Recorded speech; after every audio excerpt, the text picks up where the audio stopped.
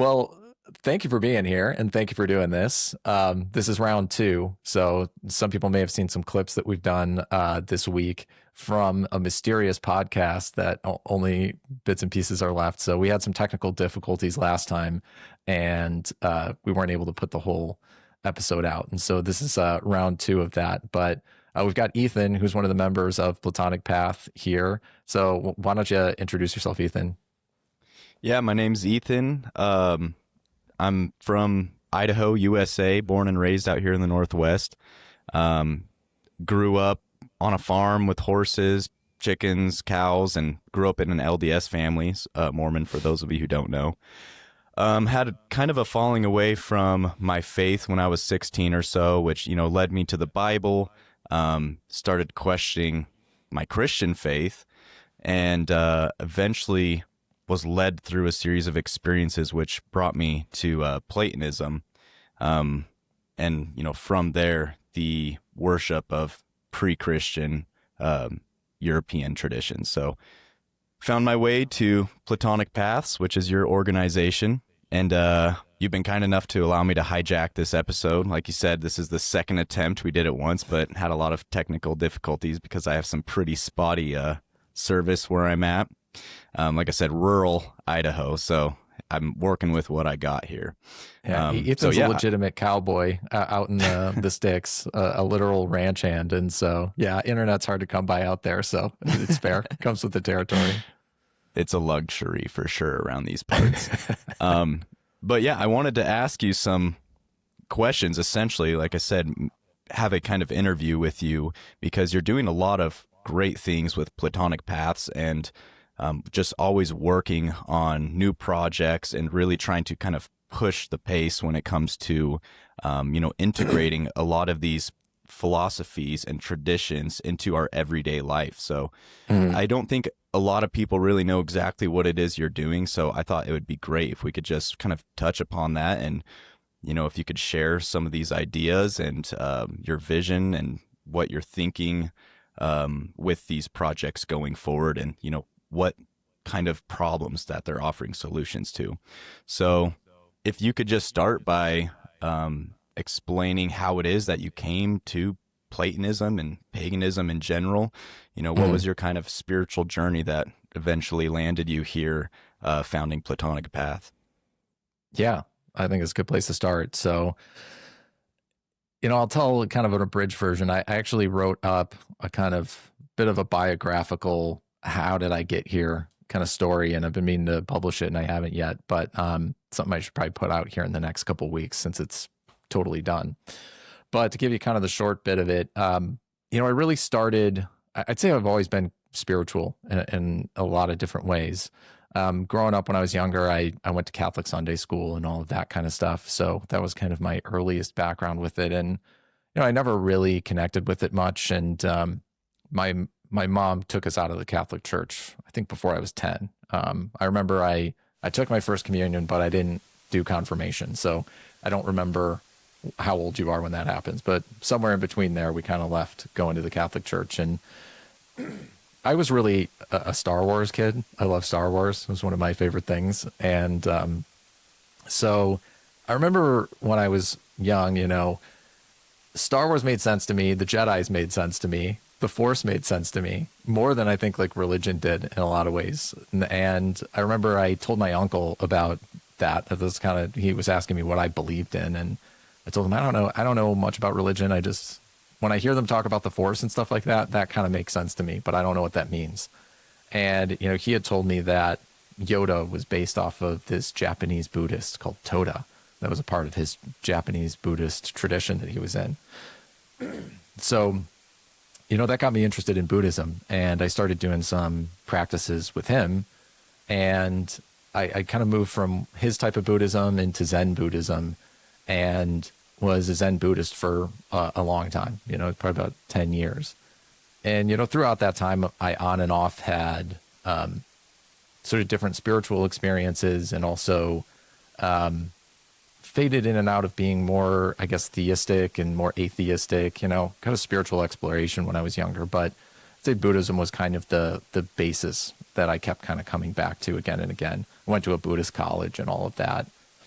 But throughout that time, I started to have intense spiritual experiences, experiences of this kind of divine union and, the cessation of all my thoughts and things like that, multiple different experiences like that. And I think that really colored the way that I look at spirituality today as something more experiential and not necessarily always something that I'm just going to read in a book or is purely intellectual. It's something that felt like I was engaging with directly.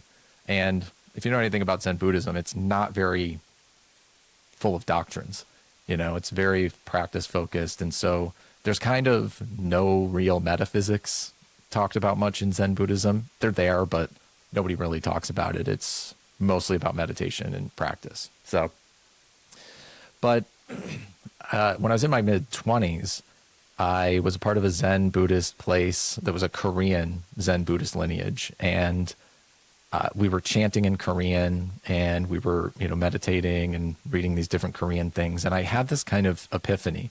And I think it's the epiphany that a lot of people who get into paganism have, which is that I became very consciously aware that what I was doing was very foreign. And I think it was all the Korean stuff. I'm literally chanting like transliterated Korean. I don't even know what it means. And it just kind of sparked in me. I'm like, why am I doing this? Like, why am I doing this tradition that's not my own? And it just feels very odd and foreign. And as much as it had helped me throughout my life, I felt very disconnected from it in a way. Like the cultural part just was never there. And so that got me wondering about things like paganism and also Christianity, I should say first, that was the first foray into it. Is my wife was Christian. And so at the time, and I was like, you know what, maybe this is the thing. Maybe this is actually my tradition and I should go take a deeper look at it and take it seriously. And so I got the Bible. I got all these translations of the Bible. I was actually obsessed with the Bible for a little bit. I had all the different books you could get, the best translations I could find. I really did like a deep kind of autistic dive into that. And it was sometime in reading, I think it was Samuel. And I was like, a little past the 5 books of Moses and into the Old Testament, that I just realized that the Bible is the story that the Jews tell themselves about themselves. It's very much their story. And I kind of felt myself fall right back to that place I was at with the Buddhist Center, where I'm like, okay, this isn't it either. Like, this is somebody else's story again. And I didn't feel that connection with it that I was looking for. And so I got aware of paganism through, I think of all people, Milo Yiannopoulos. I was reading or listening to a podcast of his, and he had this guy, Jack Donovan, on there. And Jack Donovan's kind of fringe character in paganism, but he talked about paganism. And I had never really considered that paganism was even like an option or anything like that. When people said the word, I just imagined like Hot Topic witches, I didn't really know what it meant. And so I started looking into it, and it just connected with me. I looked at all of the Norse myths, and I looked at the Icelandic sagas and all of that. And it immediately started to connect with me. Like, I was like, okay, this is my people's story, right? This is my connection back. And if I actually look at my ancestry, it goes right back to those people. And so I felt that kind of ancestral connection right there. So I joined a few groups, and I was also true for a while. And I ran into some issues in that group, and I don't want to put them down in any way, but the people that I was exposed to and the way that it was taught to me, I think, left a lot of gaps. And I started asking questions like, what are the gods? And why do we worship them? Why do I do these offerings?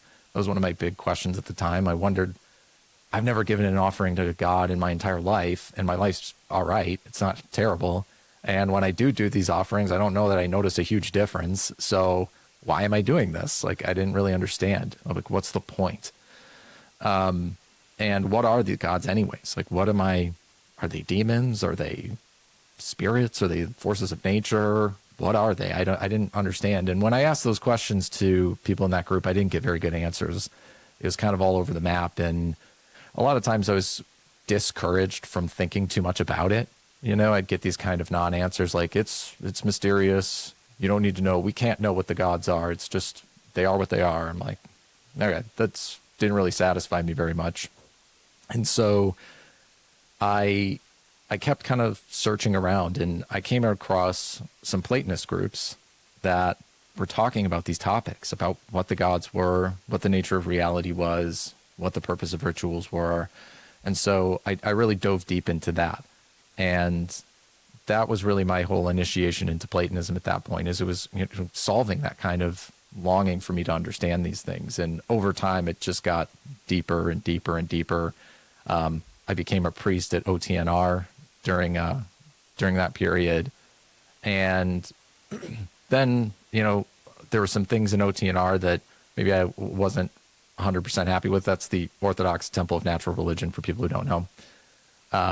And I decided to break off and kind of do my own thing. And since then, I've been building up this sort of Platonic way of life, and this idea of a Platonic church or a Platonic community.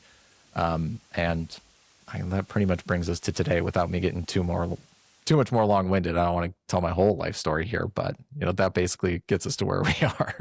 No, that's great. And I think that's a story that a lot of people, especially in these Platonic circles, can relate to, is there's really like a kind of undying pursuit of truth. We want these answers to these questions that we have. And, you know, there are a lot of people out there who either don't really have those questions, they're not asking those questions, or they're just okay not really finding answers to them. They're just kind of like, well, it's not a big deal. It doesn't really change anything if you know it, you know, one way or the other.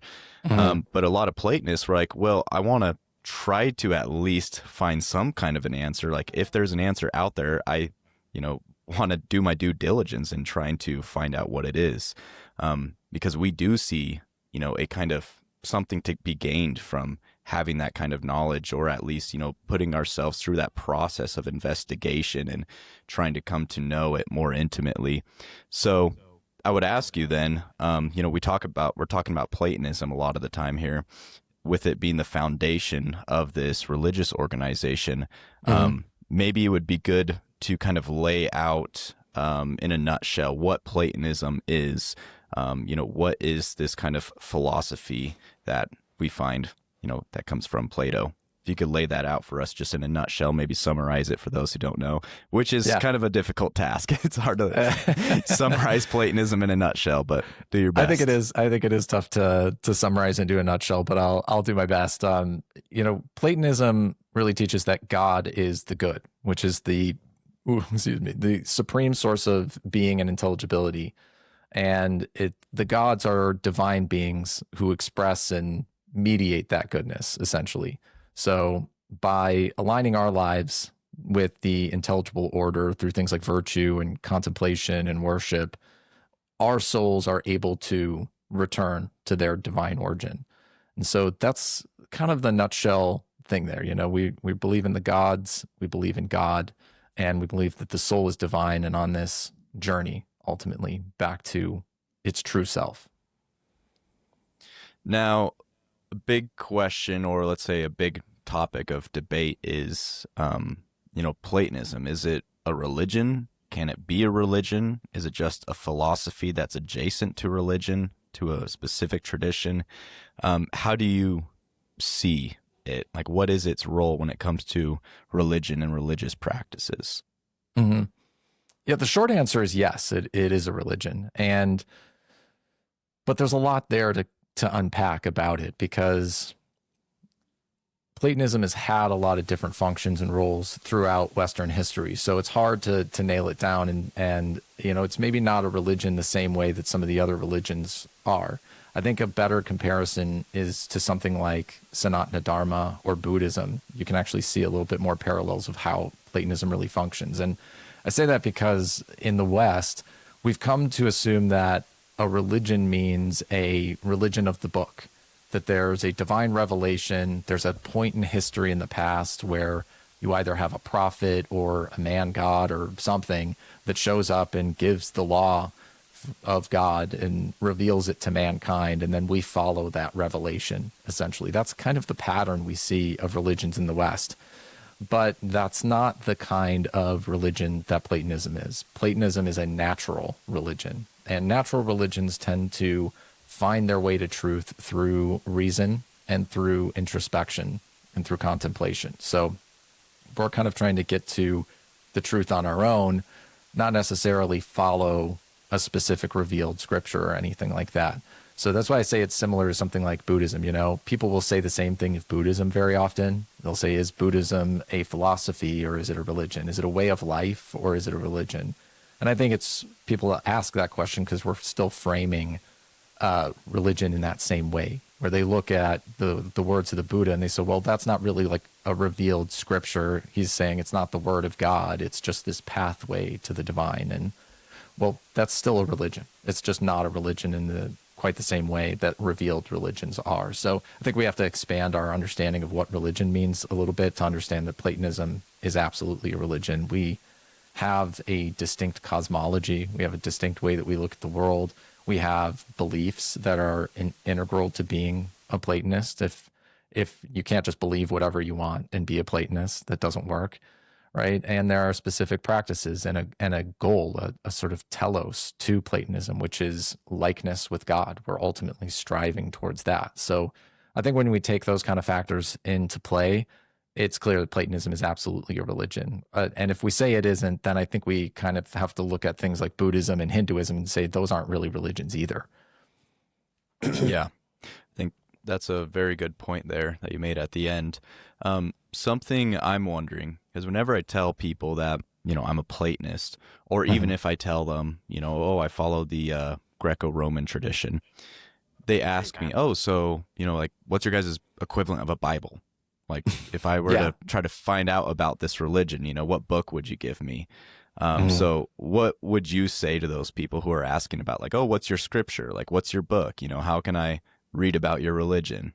I mean, I would really say that we just don't have one single scripture. We don't have a Bible the same way that, you know, Christians have the Bible, Jews have the Bible, Muslims have the Quran. But very similar to, again, Buddhism and Hinduism, you know, they don't have a single scripture for either of them. You know, if you go to the Buddhists, it really depends on your group. They're going to have different texts that they make central depending on their particular lineage and their particular group. Same thing with the Hindus. You know, they do have a big corpus of literature, the Hindus, from the Vedas and all the way up through the Puranas, the Upanishads, and the Bhagavad Gita, and the big epics that they have. They have more of like a library of works that are contained, that contain the entirety of the tradition. And Platonism is a little more like that. We've got this big corpus of literature from the pre-Socratics. We have Homer, we have Hesiod, we have the Platonic works, all of these philosophical works, obviously.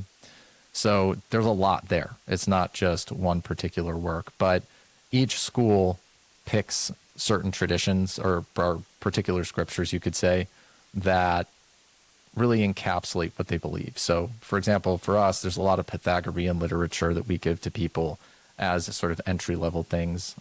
Epictetus is one of the first things that we give to people, his handbook, and even things like the Corpus Hermeticum can act in a kind of revelatory sense. So we've got a lot of different works. And so I think trying to boil it down to a Bible, I tried to do that actually years ago. And I was working with a few other people thinking, okay, we're going to come up with this Platonic Bible, this kind of one book for everyone to have. And I really realized it's just kind of a fool's errand. And it's not a bug that we don't have a singular holy book.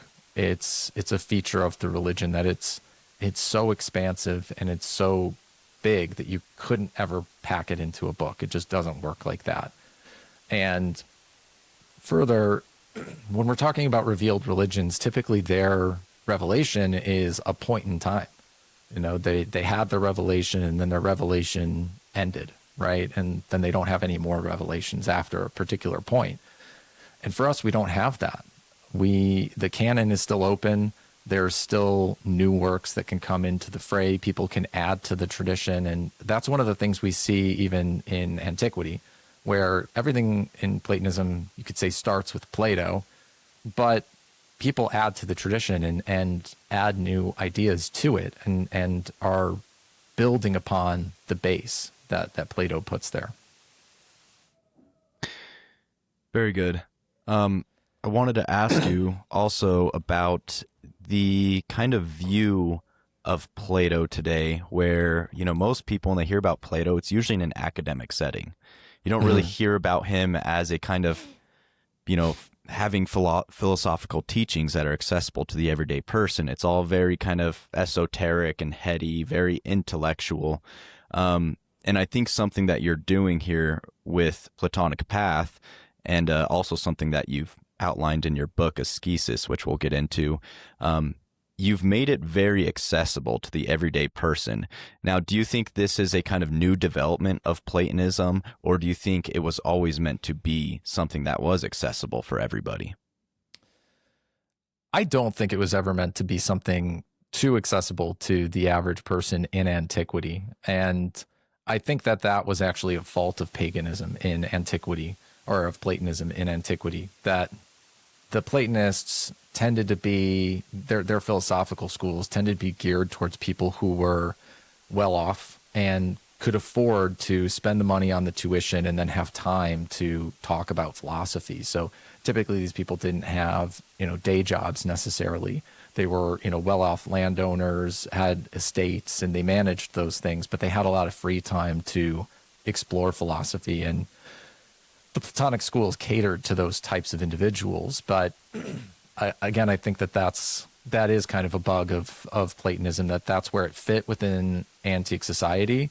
But today we need different things. We need to be able to communicate that message down to the common person.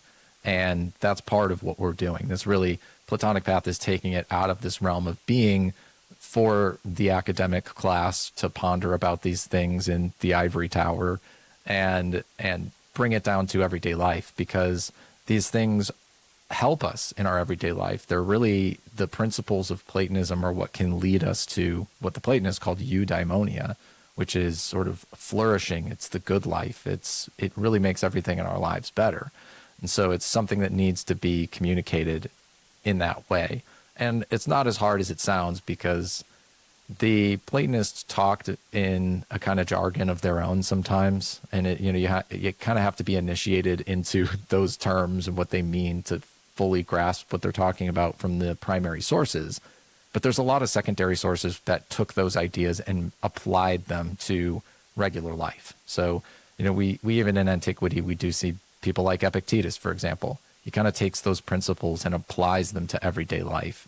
Pythagoras was before Plato, but he explained these things in a much less technical way, and in a way that more of a common person can understand. And there's other texts like that as well. So I think we're really in that chain of people who are bringing that to a more practical place, and not trying to just keep it, in the ivory tower, so to speak. But we need both of those things, right? We need to be able to go to that intellectual depth, but we also need to be able to explain it to anybody. So you would say, in that sense, it's almost akin to like Catholicism or the Orthodox Christian Church, where there are materials and teachings and doctrines that are accessible to everyday people and is relevant to the lives of everyday people. But there is also still that kind of upper level, or, upper echelon of teaching and study that may be only something that a few are going to be drawn to. Yeah, absolutely. Like whether it's theology or, the strict kind of metaphysics and things of that nature. Yeah, a good example of that is if there's a new Catholic, somebody goes to the Catholic Church for the first time and they're interested in becoming a Catholic, the priest there doesn't say, "Great, we're so excited that you're here. Here is Thomas Aquinas's Summa Theologica. You need to read all of this, and this is how you're going to understand. He's the doctor of the church. He understands everything. Here you go." They don't do that. You could say 99% of Catholics never read a word of Aquinas. They don't talk about Aquinas in church. They don't talk about Augustine really in church. And most people are aware that they exist, but probably haven't read them. But those are the philosophers, the more technical aspect of that religion. And it's there, and it gives that depth to it The priests learn that in seminary. They learn these deeper ideas, but it's the job of the priests ultimately to know those things and then figure out the right way to communicate those ideas to the congregation. And we kind of have to do the same thing. It's going to be a particular class of the Platonists that are going to focus more on the philosophy. They're going to read Plato and Plotinus and Iamblichus, and it's their job ultimately to communicate that to the congregation and to everyday people so that they can understand it better. And so, we have to get used to making that kind of translation. Yeah, I think that is going to be very important going forward with a lot of these teachings, because people in general, I think everyone can see that people in general are kind of tending toward that more traditional approach to, everything really, whether it's architecture or just living, the way in which we're living and eating and growing food and raising families. And we're also seeing that with religion in a major way. People are going back, they're abandoning their kind of, modern strip mall Presbyterian churches, and they're seeking out something that's more grounded and fundamental to the nature of reality, that is kind of more bold when it comes to answering those questions and, approaching truth itself. So I wanted to ask you about Platonic path. What is the structure of Platonic path? Like, what does a worship service look like? Because I'm sure a lot of people, when they hear, there's a Platonist church, they're probably thinking it's a lot of people just kind of sitting around reading Plato and like intellectualizing, like a philosophy study group or something. So is it akin to that, or is it more like a church service that, like we know them today, whether it's from Catholicism or Orthodoxy, etc.? Yeah, it's more like a church service. And there's going to be an element of it that is the sort of philosophy club, reading club, but I think we should look at that more like the way we look at a Bible study today, right? When you go to a church or you're going to a service, you're not going there for Bible study necessarily. You're going there to worship, right? You're going there to have that particular experience and engage in the ritual aspect of it. And there may be things like a homily where they're going to give a teaching on a particular writing, and that is a part of the entire service. But the point isn't to sit there and do, Bible study line by line, that kind of thing. So the way the structure really works for it is it is centered around the ritual aspect of it, about worshiping the gods and giving offerings to the gods. That's the main event, you could say. And then outside of that, we will take bits of the canon of our literature and explain them to people, because my ultimate goal is that people don't ever have to read Plato necessarily. That I don't necessarily expect them to go and read Plato or read a lot of these primary sources, but we can help them understand it in bits and pieces, right? We can give them a short passage and explain that to them and help them understand what it means through that kind of homily as a format for learning. And it doesn't even necessarily mean we're going to be taking complicated parts of it either, right? We're not going to be pulling out sections of Parmenides and, explaining these complex metaphysical ideas. We're really pulling out the things that are most approachable. So starting with things like the chariot of the soul and helping people understand the myth of the chariot of the soul. The myth of air is an important one. The myth of the metals, and these more mythic aspects of Plato are really going to be the focus, and then pulling out other bits and pieces too, where we can really teach a core part of it without having to dive super deep into the actual dialectical aspect of it. Okay. So you mentioned rites and rituals performed to the gods.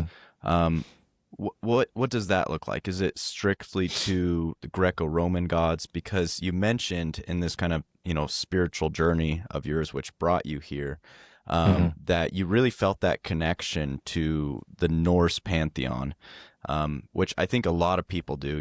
You and I are both of that same kind of descendancy.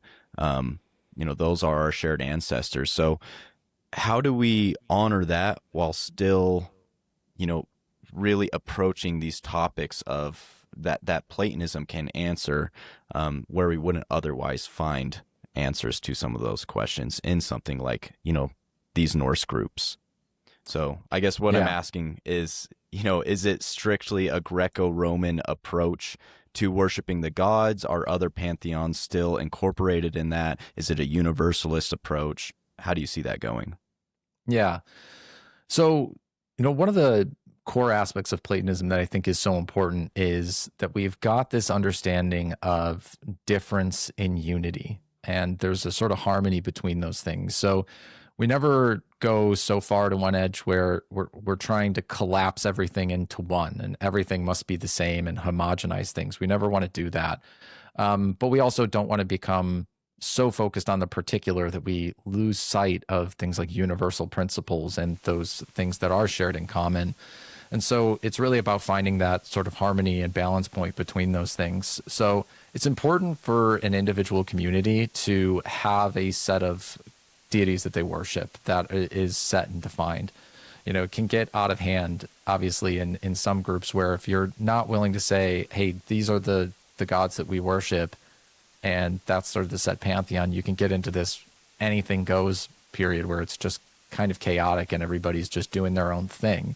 And what tends to happen in those situations is people revert to more of like a personalized worship. Becomes kind of like a buffet. Like I'm just going to go grab the gods that work for me, and I'm going to have my personal practice. And when we come together in worship together, we've lost that kind of community aspect because we're all really focusing on different things.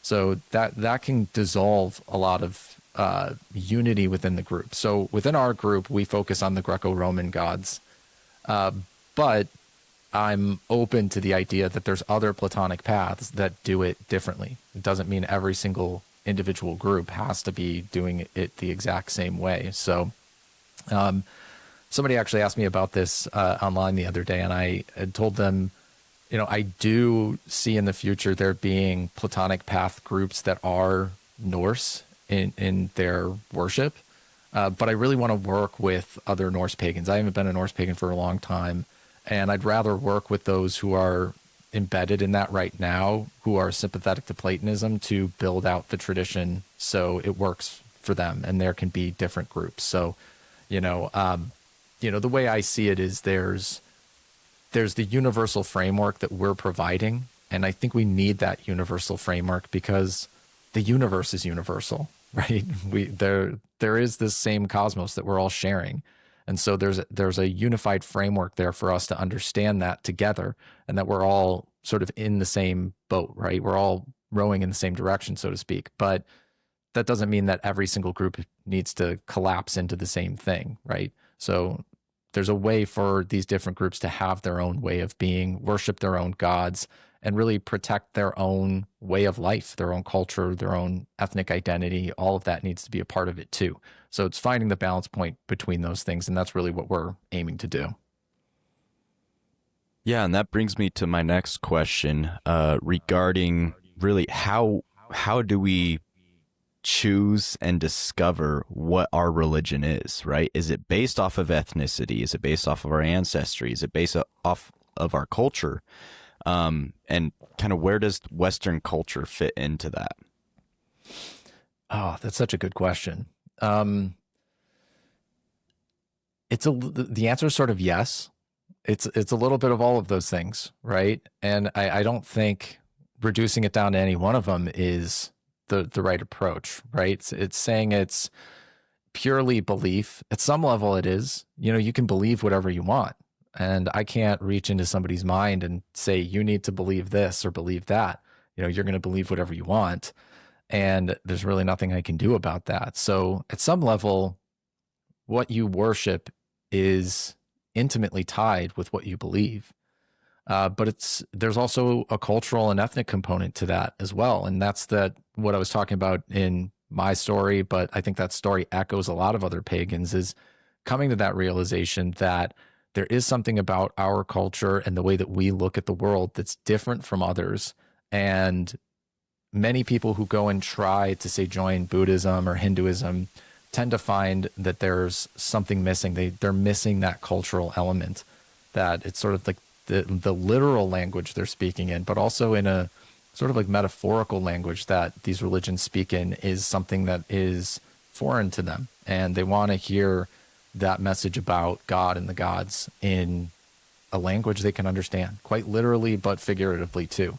In the mode of our culture, essentially, is how we want to look at it. So we need to do a little bit of both, I'd say. And, one of the things that this reminds me of a little bit is the Dalai Lama. So when I was a Buddhist, I remember I read the Dalai Lama talking about Western Buddhists. And at the time, I found it kind of discouraging because he came out and said that Western Buddhists shouldn't abandon their native religions so quickly. And he's like, there's all these people who are Westerners and they're coming over to Buddhism and they're trying to learn about Tibetan Buddhism. But he says, you guys really should be rehabilitating your native religion before you come over to our culture and try to adopt all of this, because there's so much about Tibetan Buddhism that's tied to who we are as a people. And you're never going to get the full picture. You're always going to be a little bit of I don't want to say a tourist, but kind of, not a full part of this, because it's not just what you believe. It's about who you are and your place in the world and your place with your community. It's a huge part of that. And so, as discouraging as I found that at the time as, a Western Buddhist, I really understand it now, what he was saying. And it takes a lot of courage and boldness to point that out, that there's a real value in us sticking as close as we can to our native and ethnic traditions that align with our culture and our way of life. And that's really what Platonic Path's about, where we realize that Christianity is not that for us. It's actually not close enough to our culture. It's got a lot of our cultural elements in it, and I think some people are fine enough with it. But for some, we look at it and go, you know what? I want something that's a little bit more true to the European way. And that's leads us back to paganism, essentially. And so that's really what we're doing, is trying to align with that and have something that is a full picture of who we are and a full reflection of who we are, not just from the standpoint of beliefs, but also who we are as people.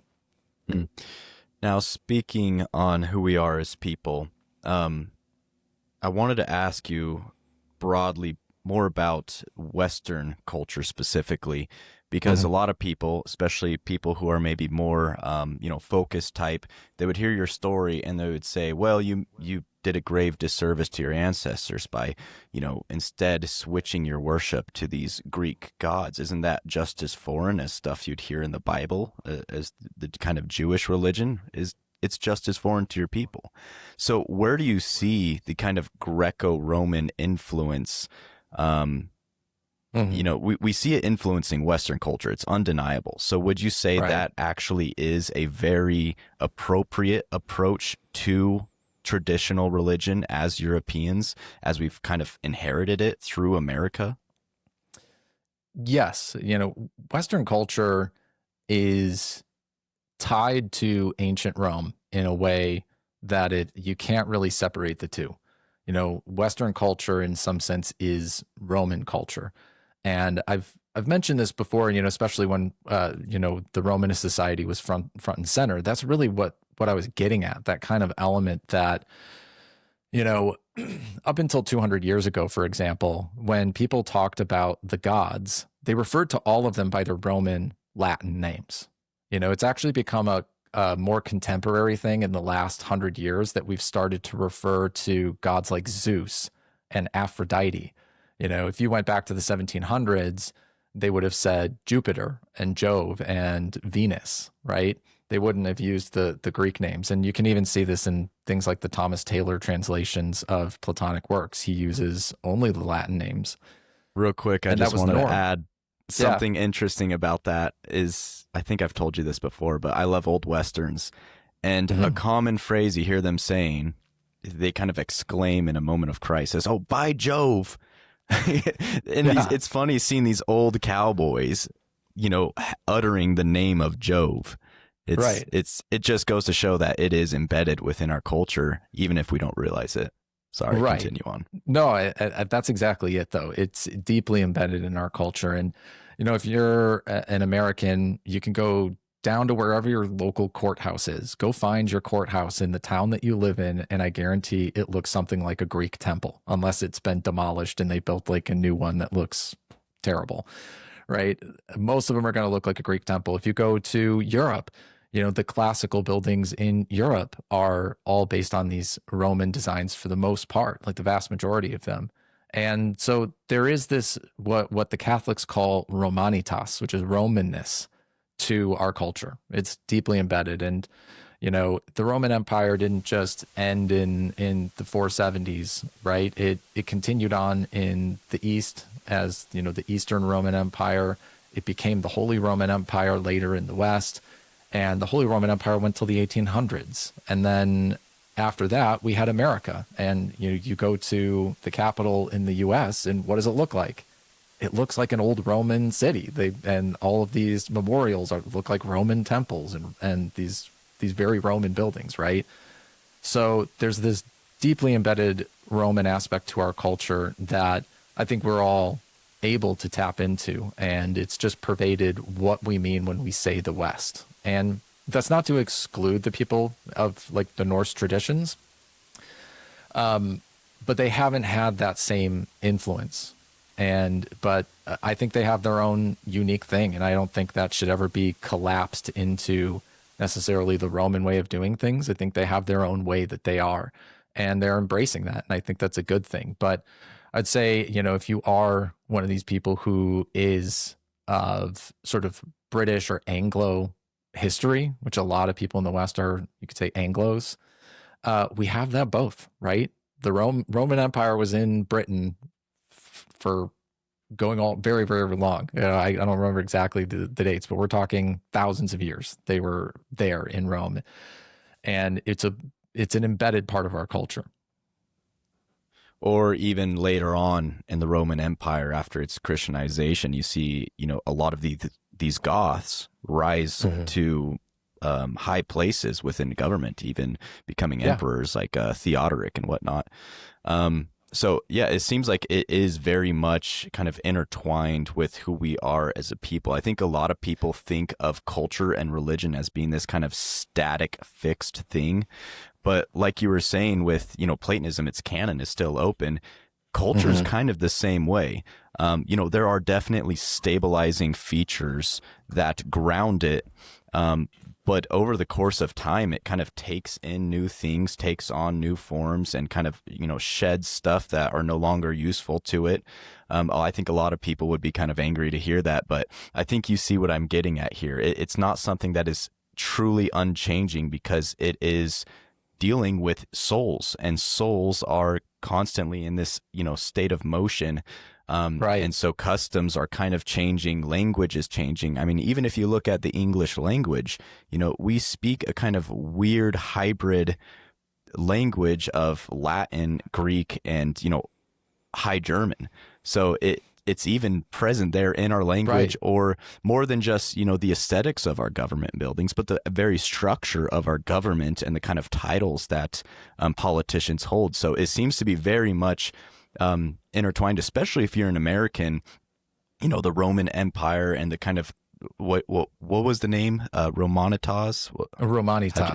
Romanitas. Yeah, it seems to very much be kind of you know, characteristic of the American spirit in a sense. Absolutely. So, yeah, even in our artwork and I mean, you don't even have to go too far into it. I mean, you can see it in everyday things that we do, just like you're saying. It's like, you know, today is Sunday, right? Which is the Germanic word for the sun, sunna, right? If it were, you know, Wednesday is Woden's day, right? It's Wotan's day, right? So that's in the days of the week, we have the Germanic gods, and it's December, which is Roman. And when it's the summer and it's July, that's the month dedicated to Julius Caesar, right?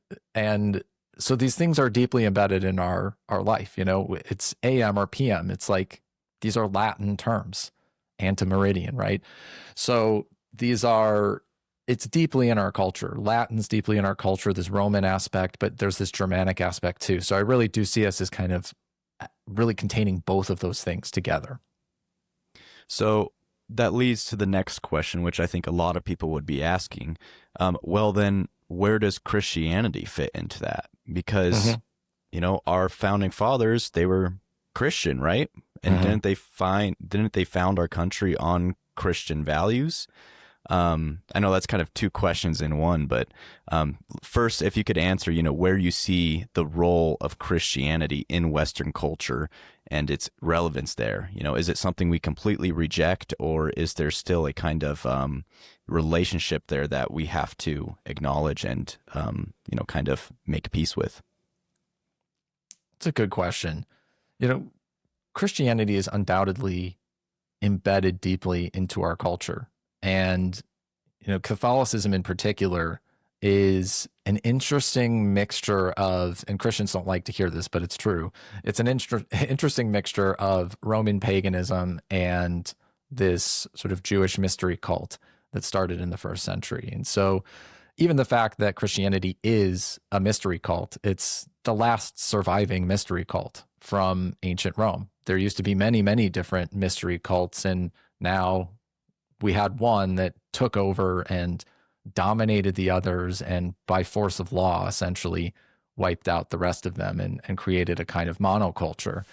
And so I think there's a lot of things that we need to be wary about when it comes to Christianity. But I think the West is always going to have Christians to some degree. I don't have any fantasy necessarily that we're going to have, the total pagan victory or something over the West and Christianity is going to be completely wiped out. I think it's always going to be there in some capacity. But I think the benefit for something like Platonism is really that we have a better framework to understand where to place Christianity within a culture. The problem with Christianity is when it becomes dominant within a culture, it's extremely intolerant, exclusivist, and oppresses all of the other religions. And we see even other religions like Islam does the exact same thing, right? It doesn't play well with others, let's just say. And what Platonism does is understand that unity and difference. We can offer something like a universal way to understand the world and understand each other that doesn't collapse our differences into one.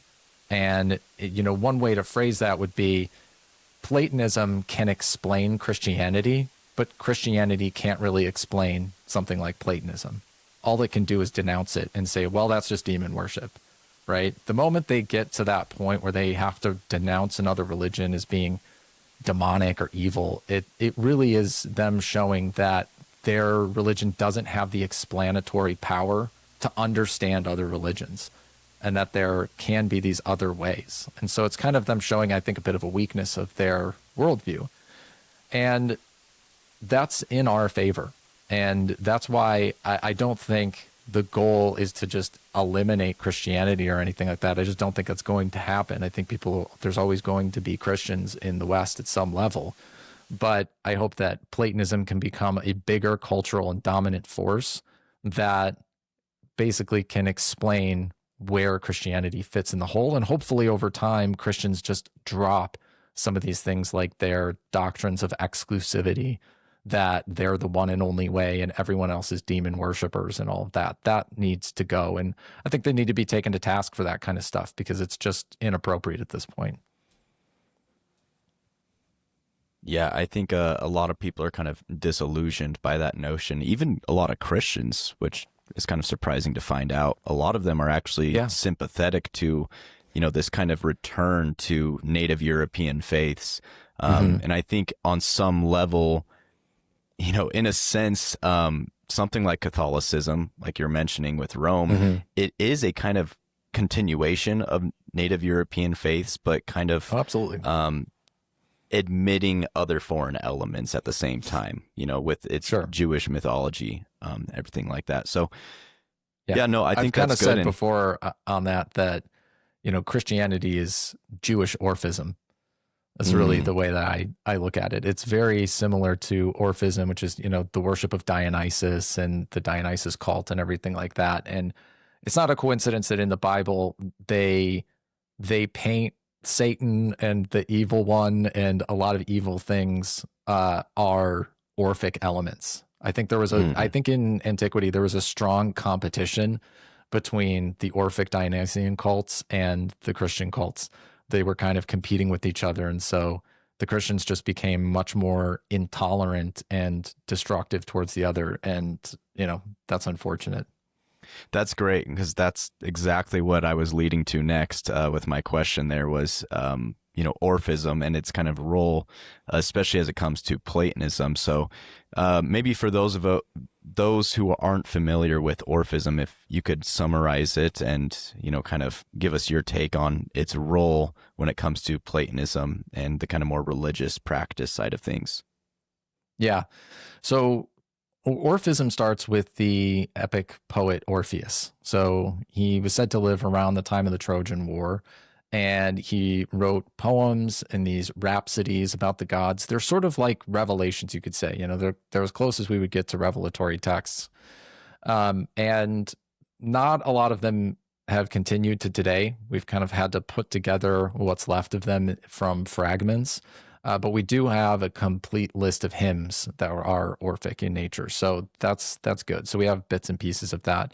But essentially, Orphism is, in some ways, the religion of Platonism. It's the more religious aspect of Platonism that deals more with mythology and the gods directly, where Platonism is kind of explaining the idea of that in a more rational way. And so I forget the exact quote, but somebody had said that even of Plato and Socrates, that, everywhere Socrates is quoting sort of Orphism or saying Orphisms and things like that, that he had this very Orphic perspective on things.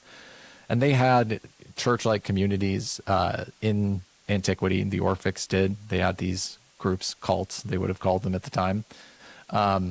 And they centered their worship around Jupiter, Zeus, and Dionysus were the central figures in the religion.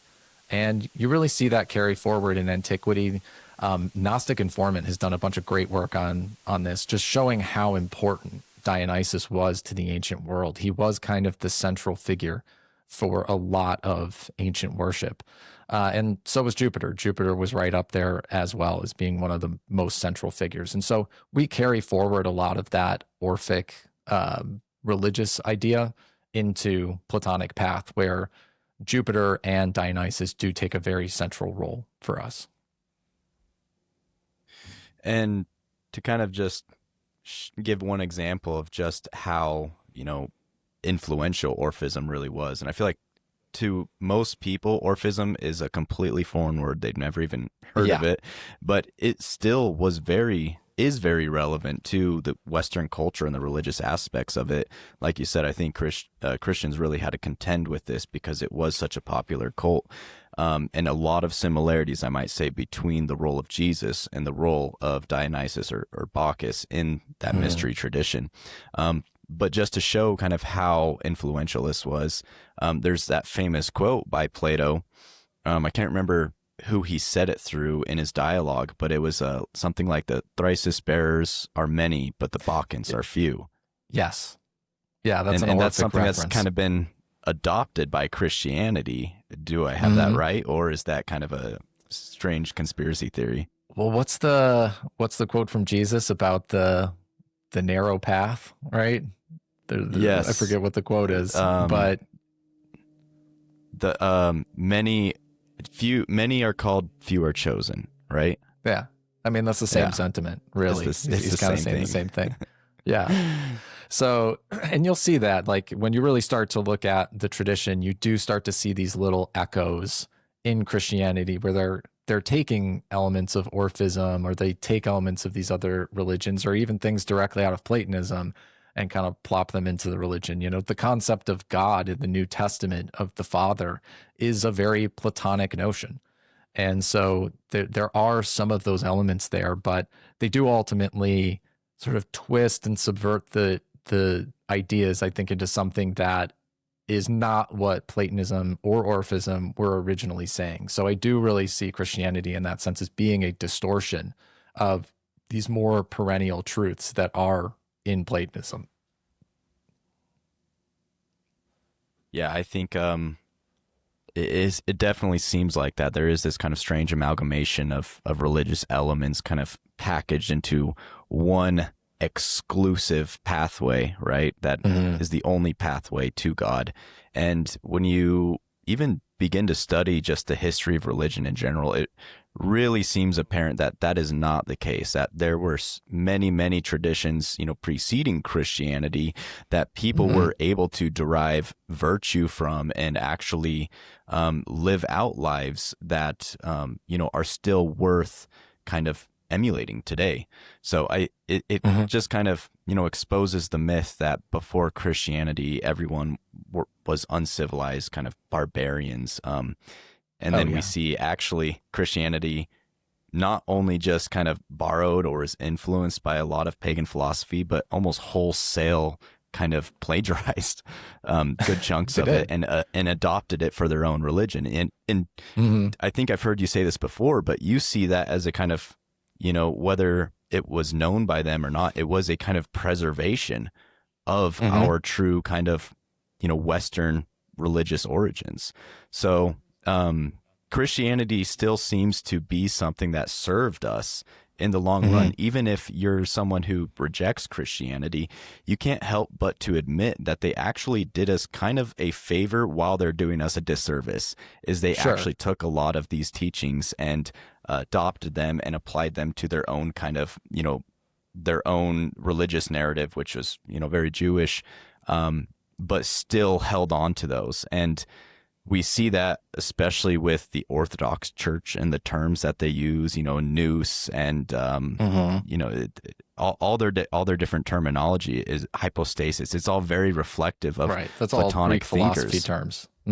Yeah, Yeah, 100%. it's all And they kind there, of and changed the meaning of some of the terms, but it's all there. yeah, right. They did preserve it to some extent. And I joke sometimes that it's, when we say preservation, it's a little bit like, I burned down your house, but I didn't burn down your garage. Aren't you happy? Yeah. But there are things, now. there are elements. Yeah, it's my garage now, by the way. There's a lot of elements of ancient paganism that are in Christianity. And the Christians really try very hard to deny that. And they're always quick to say, no, there's nothing pagan here. This is all us. And I think people are starting to see through that a lot, that there's obviously these elements within it that are very paganized. And it's not like when Christianity became the dominant religion that it did so in a day. It didn't just, they didn't flip a light switch and then all of a sudden everything that was pagan got thrown out and everything was Christian now and it was completely redone. It was a long process where people held on to a lot of their ancient pagan beliefs for a very long time, and they slowly got incorporated in a lot of different ways. There's a great book called I think it's like the Germanization of the church or something like that, about how the Germanic culture is sort of integrated into the church too. And so it has been a bit of a sponge that soaked up a lot of European culture. And I think people connect with that for that reason. That's part of the reason why when people do go back to, say, Catholicism or Orthodoxy, they do have a sense of, deep Western tradition there, because they're not delusional. It's not completely foreign. There are a lot of these European and even pagan elements that are woven into it. So, I think that's all part of it. And we can use that to our advantage. I bought this book a while ago called Pagan Christianity, and it was written by a guy who was a Protestant. And his whole idea is he's trying to say how everything in the Catholic Church is pagan, basically. He's talking about Mass is pagan, cathedrals are pagan, all this. This is kind of a common polemic with a lot of Protestants to against Catholics. But I've read the book in sort of the other way that he probably didn't intend, where I'm like, this is great. This is pointing out to me all of these great things that are in Catholicism that predate Christianity. There are these older traditions that have been woven into it. And I think that that's a positive for us. And we can almost disentangle some of those things and say, hey, there are aspects of Catholicism and Orthodoxy that have relevance to us as pagans still. And we can, take out the Christian parts. And there's still other parts here that are embedded into our culture and ancient, and we should work on preserving. So, I've said before, even things like Gregorian chant, which is ultimately based on Pythagorean music models. These are things that we should be working to preserve. And even though Gothic cathedrals are very coded to sort of Christianity, they're based on a lot of these Pythagorean and Platonic principles about light and measurement and symmetry. And those are things that we should preserve too. So, I'm not a throw the baby out with the bathwater type of person. I think we've got this cultural inheritance. We went the wrong direction, I think, with Christianity ultimately, and it's led us down a bad path and to some negative things that I think we need to undo. But we absolutely shouldn't be throwing the entire thing out and trying to go back to the way things were 2000 years ago. I think there's a lot of good in the middle there that we still need to work to preserve. So, speaking on the kind of intersection of paganism and Christianity, you hear a lot of people throw out this term, or let's say just this sentiment, which is that Plato was a proto-Christian. And, we know that in these pagan spheres, Plato isn't always held in high regard, and he's kind of viewed as someone who was ultimately responsible for Christianity, and some would even say Christianity was a natural consequence of the Platonic philosophy. So what would you say to those, and this could be a whole podcast episode in and of itself, because we get into the whole, axial age conversation. Sure. Yeah, there's a lot there. People would say though that Plato was actually working against the kind of religion of his people, and that he was establishing a new religion, and that Christianity was its kind of final conclusion and the result of that philosophy. So what would you say about Plato and his role and these kind of claims that he was a proto-Christian? Yeah. I think part of the proto-Christian claim is really coming from Christians and not even necessarily pagans. I think some pagans have taken that Christian mentality that Plato is a proto-Christian and used it in a negative light. They've kind of twisted it. But Christians often use it in the other way, where they're trying to take it as a positive, where they want to adopt Plato. And you'll see this a lot of times. Christians will say things like, oh, Plato was a Christian before Christ, or Aristotle was a Christian before Christ. And really, this is just kind of like a retcon. They want to go back and grab Greek philosophy and draw it into their purview, because they realize how absolutely valuable and central it is to the way the West works and the way we understand the world. And it even is, in some sense, the beginning explanatory framework for how they understand their own religion, right? Like they have a lot of the way they think is sometimes thinking in the terms of Greek philosophy. Like you said, they're talking about nous and hypostasis and these other things. And so they've used a lot of Greek philosophy over the years. And so they kind of have to do that, because the problem they run into is that a lot of their religion is based on paganism. And that's one of those things they don't like to admit. They don't like to admit that Aristotle was worshiping the gods.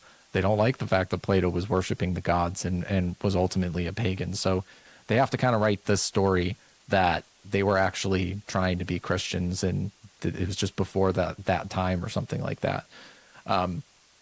And it doesn't help that Nietzsche leaned into a lot of those ideas as well. And in a sense, Plato is the ultimate antagonist of Nietzsche's work, where he's always putting Plato down and opposing Plato and Homer, opposing what he thinks is the traditional worldview to this revolution that Plato's doing. But I think it's really important, and not enough people have talked about this, about the role that Plato plays within antique culture. And we forget what it was like in Athens around the time of Plato. It's easy to think that just because something was 2,500 years ago, that means that was traditional, that the culture that Plato was born into was the traditional Athenian culture, and in its perfect form. And what he did was alter and change it. Because what was really going on in his time was there were all of these sophists who had set up shop in Athens. And these sophists were actually foreigners. Most of them were not native Athenians. And they had come into Athens from outside of Greece, or outside of Athens at least, and started to spread these different ideas. So they started to spread ideas like moral relativism. You get people like Protagoras coming out and saying, man is the measure of all things, which is about the most relativistic sort of statement you could make, right? Like humanity decides what things are, where Plato comes out and says, no, man is not the measure of all things. God is the measure of all things. And you have people like Democritus, who starts to push materialism and atomism, this idea that there's nothing beyond the physical world. Everything is just these little billiard ball atoms everywhere, and everything's just made of particles, right? And what we see is that the time that Plato is alive and Socrates is alive is actually a period of similar to modernity, right? People are starting to spread these very relativistic ideas, materialistic ideas.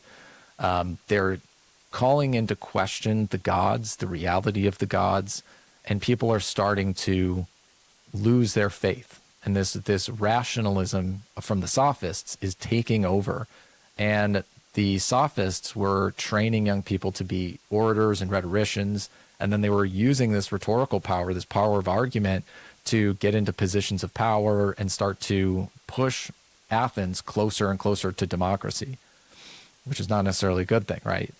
And so that's the world that Plato and Socrates are born into, and they are fighting against that. They're fighting against this degradation of traditional Athenian culture.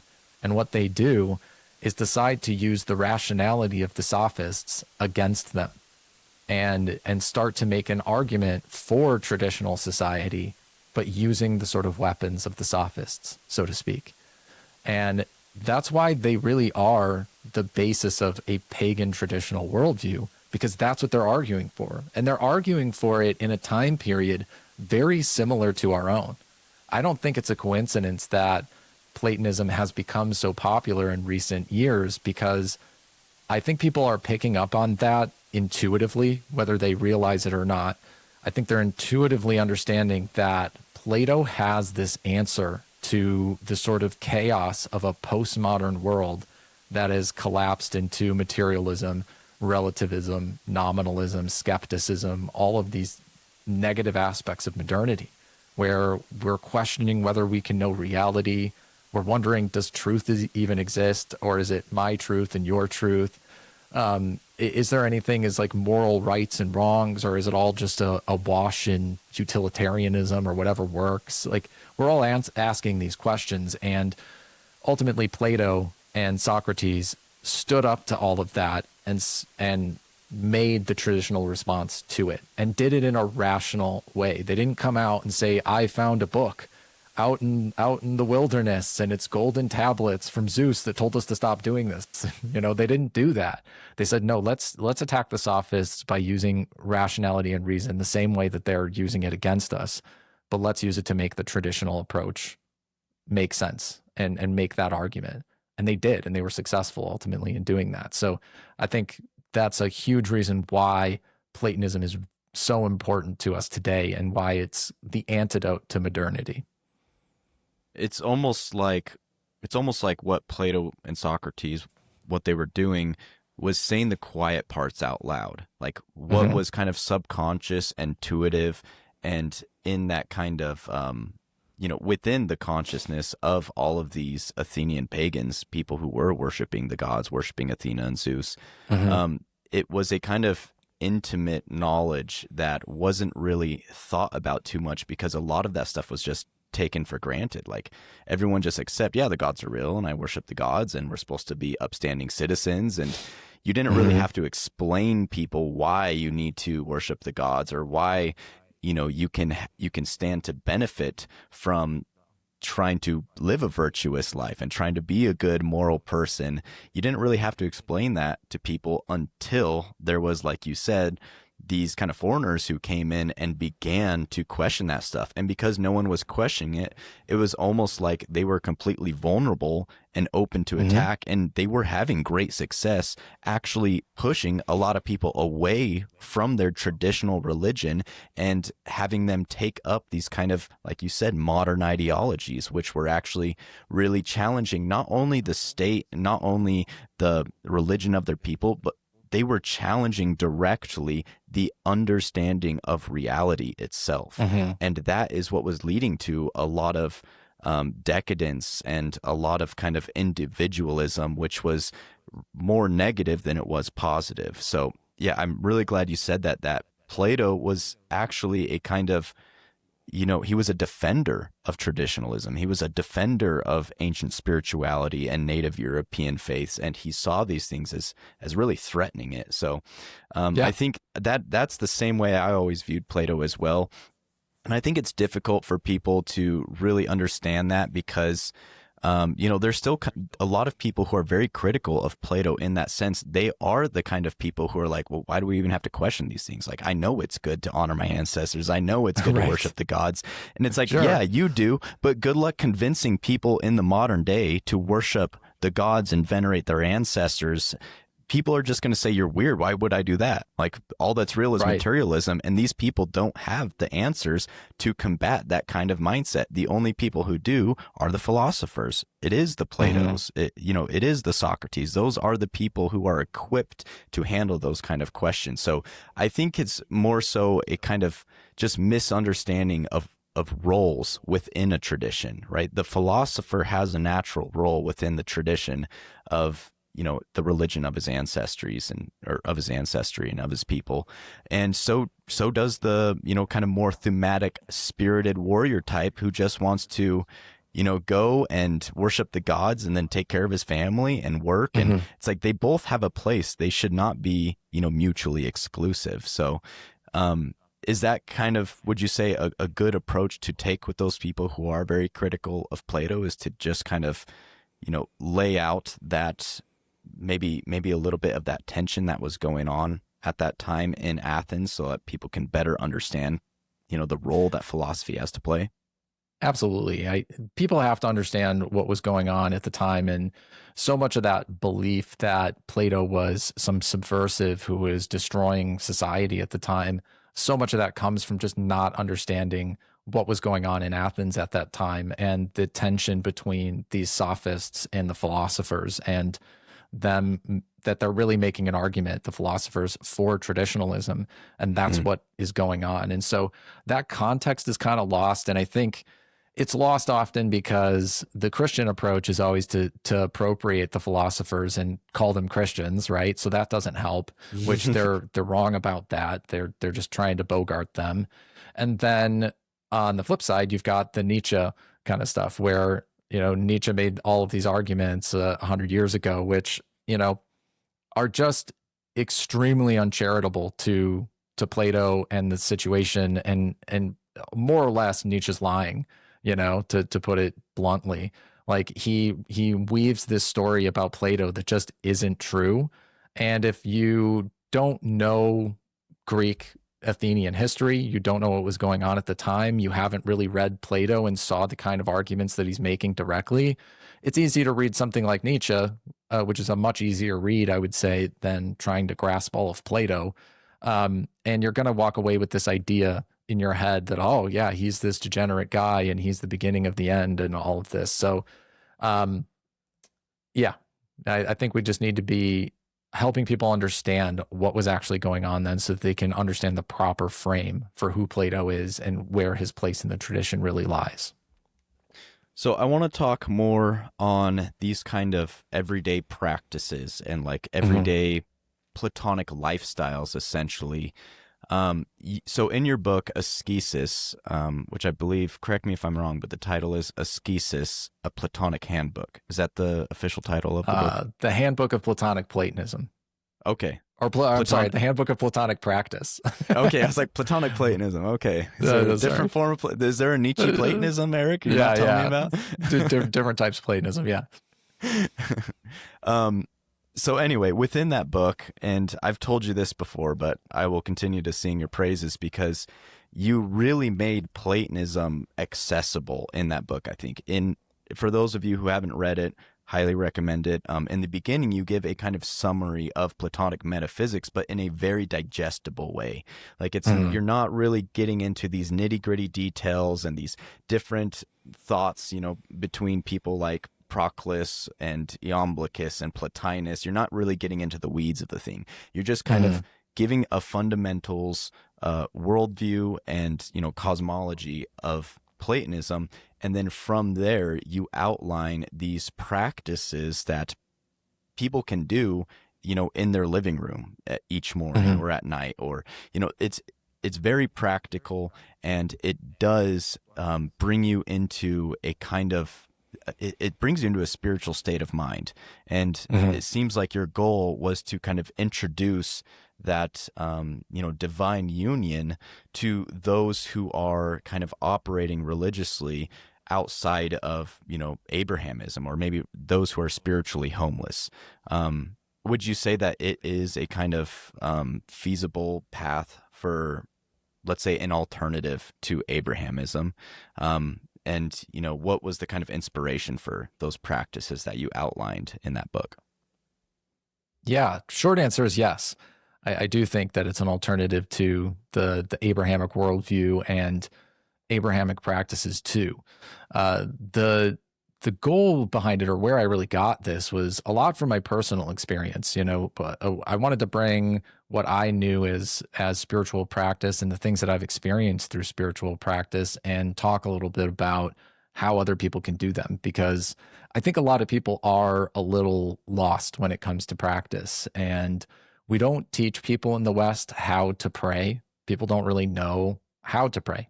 But it seems like it would be the simplest thing. You hear, oh yeah, you pray, you sit down and try to have a conversation with God or something like that. But there are techniques to that. There are ways to do it, and ways to do it right, ways to do it wrong. I think there's a more effective ways to do it, less effective ways. And I've just spent, I had spent 15 years doing those practices. And so I wanted to be able to help teach people those, and teach it to people on a very sort of 101 basis, right? Like, let's get down to the basics and teach people how this stuff works so they can start to incorporate it into their life. I didn't want it to be so heady or so technical that people just read and go, well, it's way too beyond me.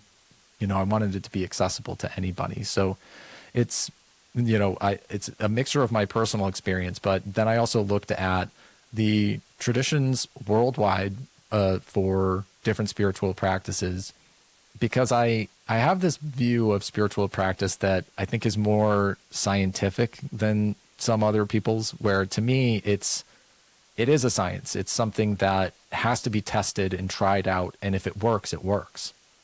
And it's not just about, oh, I found this most traditional way to do this in a book and I just have to follow the book to a T. It's like, spirituality doesn't really work like that. And I think anybody who's spent time doing a lot of spiritual practice knows that that's not how it works, that it's not, if it was as easy as we all just get a set of directions and we sit down and follow the directions and then you're enlightened, congratulations, right? Or if I just were able to do a ritual and, sprinkle some water on you and bop you on the head and boom, you have enlightenment now, or you have henosis. If I could do that, great. But that's not really how spirituality works. It is a practice, because it's much more like working out, for example. You can read about it in a book and you can try to follow a particular workout or something like that, but you have to actually go to the gym and do it. And when you're actually doing it, you might find, you know what? I know that this is how this guy says this goes, but I find it's more effective when I do this. So I'm going to do this instead. Maybe make a little bit of an alteration or a change. And so that's why a lot of it came from my personal experience, because I wanted to talk about what I knew worked, not just what was theoretical and what I thought might work. So, I looked at the traditions that I had done, drawn on personal experience, but I also wanted to get to the Western way of doing things, because I think that's a huge missed opportunity and something that we've lost in the West, that we have this huge tradition of prayer and mystical contemplation and meditation within the West that just doesn't get talked about. And it's kind of buried and you have to go look for it, but there's a ton of information there. So even my next book that I'm working on right now, which is going to be called Platonic Prayer, and that book is going to be really focused more on Western prayer practices, from sort of basic prayer, vocal prayer, to meditation in the Western sense of meditation, that's different from Eastern meditation, and then mystical contemplation, and ultimately leading to these divine union, these states of divine union. So that's my next focus, is diving deeper into that. But it's a gold mine that I'm hoping to bring to people so that they can see that there that our culture in the West is so rich. It's just as rich as anything you're going to find in Hinduism or Buddhism, but it's much more aligned with Platonic principles in the way that we look at the world and the way that we look at the divine. And something you touched on there, which I think is something important to bring up. You made a distinction there. You talked about how these practices are actually more like exercising. It's something that you're continuously working on. And I think, that kind of, there's a big difference between that and what we're often sold to as what Christianity is, which is, you got one shot here on earth and you better find the gospel. Because if you find the gospel and you do your best, you're good. You've made it. Like you're in heaven. You believe you believe in Jesus. You do all that, then you're saved, right? Like, yes. And that is a big difference between what we're showing people and what they're used to hearing. They're used to hearing, okay, what buttons do I got to press, or what do I got to do to get to saved state? And then I'm in the saved state, or I'm out of the saved state, and it's like, that's not the way that we're looking at it at all. That it'd be just as silly as if you're reading books about going to the gym and you're like, am I in the fit state or am I in the not fit state? And it's like, well, I don't know, go to the gym and see where you're at. Like, yeah, it's not something that you read enough books about working out and you become fit. It doesn't have anything to do really with what you believe about working out. It has to do with what you actually do when you work out. And so it's the same thing for us when it comes to spirituality, that it's like, it's a practice. You have to go do it. And it's not just going to come to you because you have the right ideas or the right beliefs.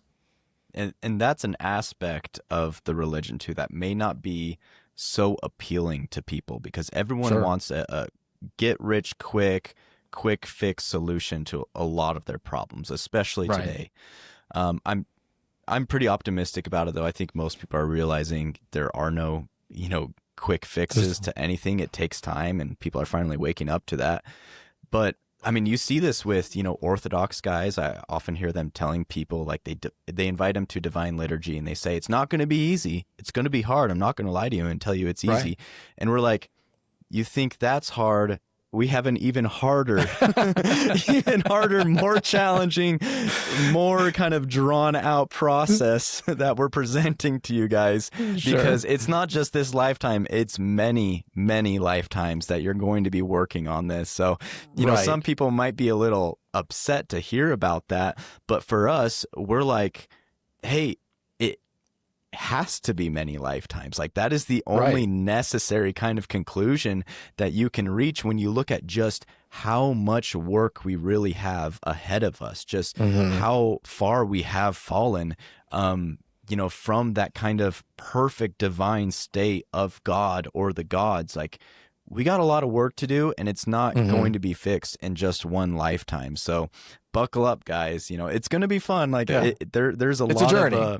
It's a journey, yeah, and I think that's something that is appealing about Christianity. It's like you follow these prescriptions, and then when you die, they say ultimately it's up to God. But if you do everything right, like, you're essentially there's no reason to deny it, right? Yeah, you've made it. And for us, we're like, well, I mean, do your best. You might have a decent afterlife, but you're going to be back here in, not that long. So you're not going to be perfect. Like, perfection is truly realized when you're aware of it. It's not like you die imperfect and then you're all of a sudden made perfect for the rest of eternity because you tried really hard. It's like, no, perfection is actually something that is attainable, and you will experience that as a perfect being, as your decisions and choices and lifestyles and everything kind of lead to that. Like, it's not going to be just an instantaneous transformation. It's something that you are consciously working at slowly and, just bit by bit. So kind of a hard sell to people, but I think at the same time, like, the truth is always a hard sell to people, and we just have to bank on the truth kind of speaking for itself.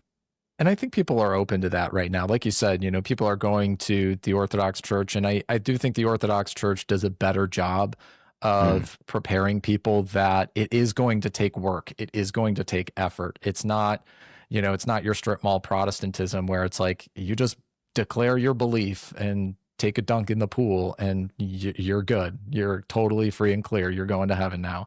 It's not that simple, right? They do stress that you do have to have this inner transformation. You know, you do have to repent, which they understand the true meaning of repentance is metanoia, which is transformation. You have to transform yourself. You have to become different. You have to align yourself to these things. And I think people are actually much more attracted to that today because I think they've been sold the cheap snake oil version of it and realize that there's really nothing there. And it sounds nice, but it doesn't actually produce those results because people aren't forced to change who they are. And so I understand the attraction of the easy way out, but ultimately it's easy because it's not going to do anything, right? It's kind of a false sense of security that you're giving yourself. And for some people, I think that's all they want. But I don't think it's so, that we're saying it's so hard. I think it's hard no matter what. Yes. To be spiritually disciplined. I think it's always a challenge. And there's obviously no free lunches for us or anything like that. It does take work, but it's the best work you can do. And it's not just, this mindless, life denying asceticism or something like that. We're teaching people to be aligned with themselves and be aligned with their souls. And ultimately the flower and fruit of that is eudaimonia. It is the good life. It is this flourishing in your life. And all of these good things will come to you as you start doing it. And that doesn't mean you have to be a perfect person. It's going to take you who knows how many lifetimes to reach closer and closer to some kind of perfection, but your life will continue to get better and better the more you align yourself with these principles and with virtue and work on those things. So there's short-term gains and there's the long-term. And that is the beautiful thing, that no matter where you are in life,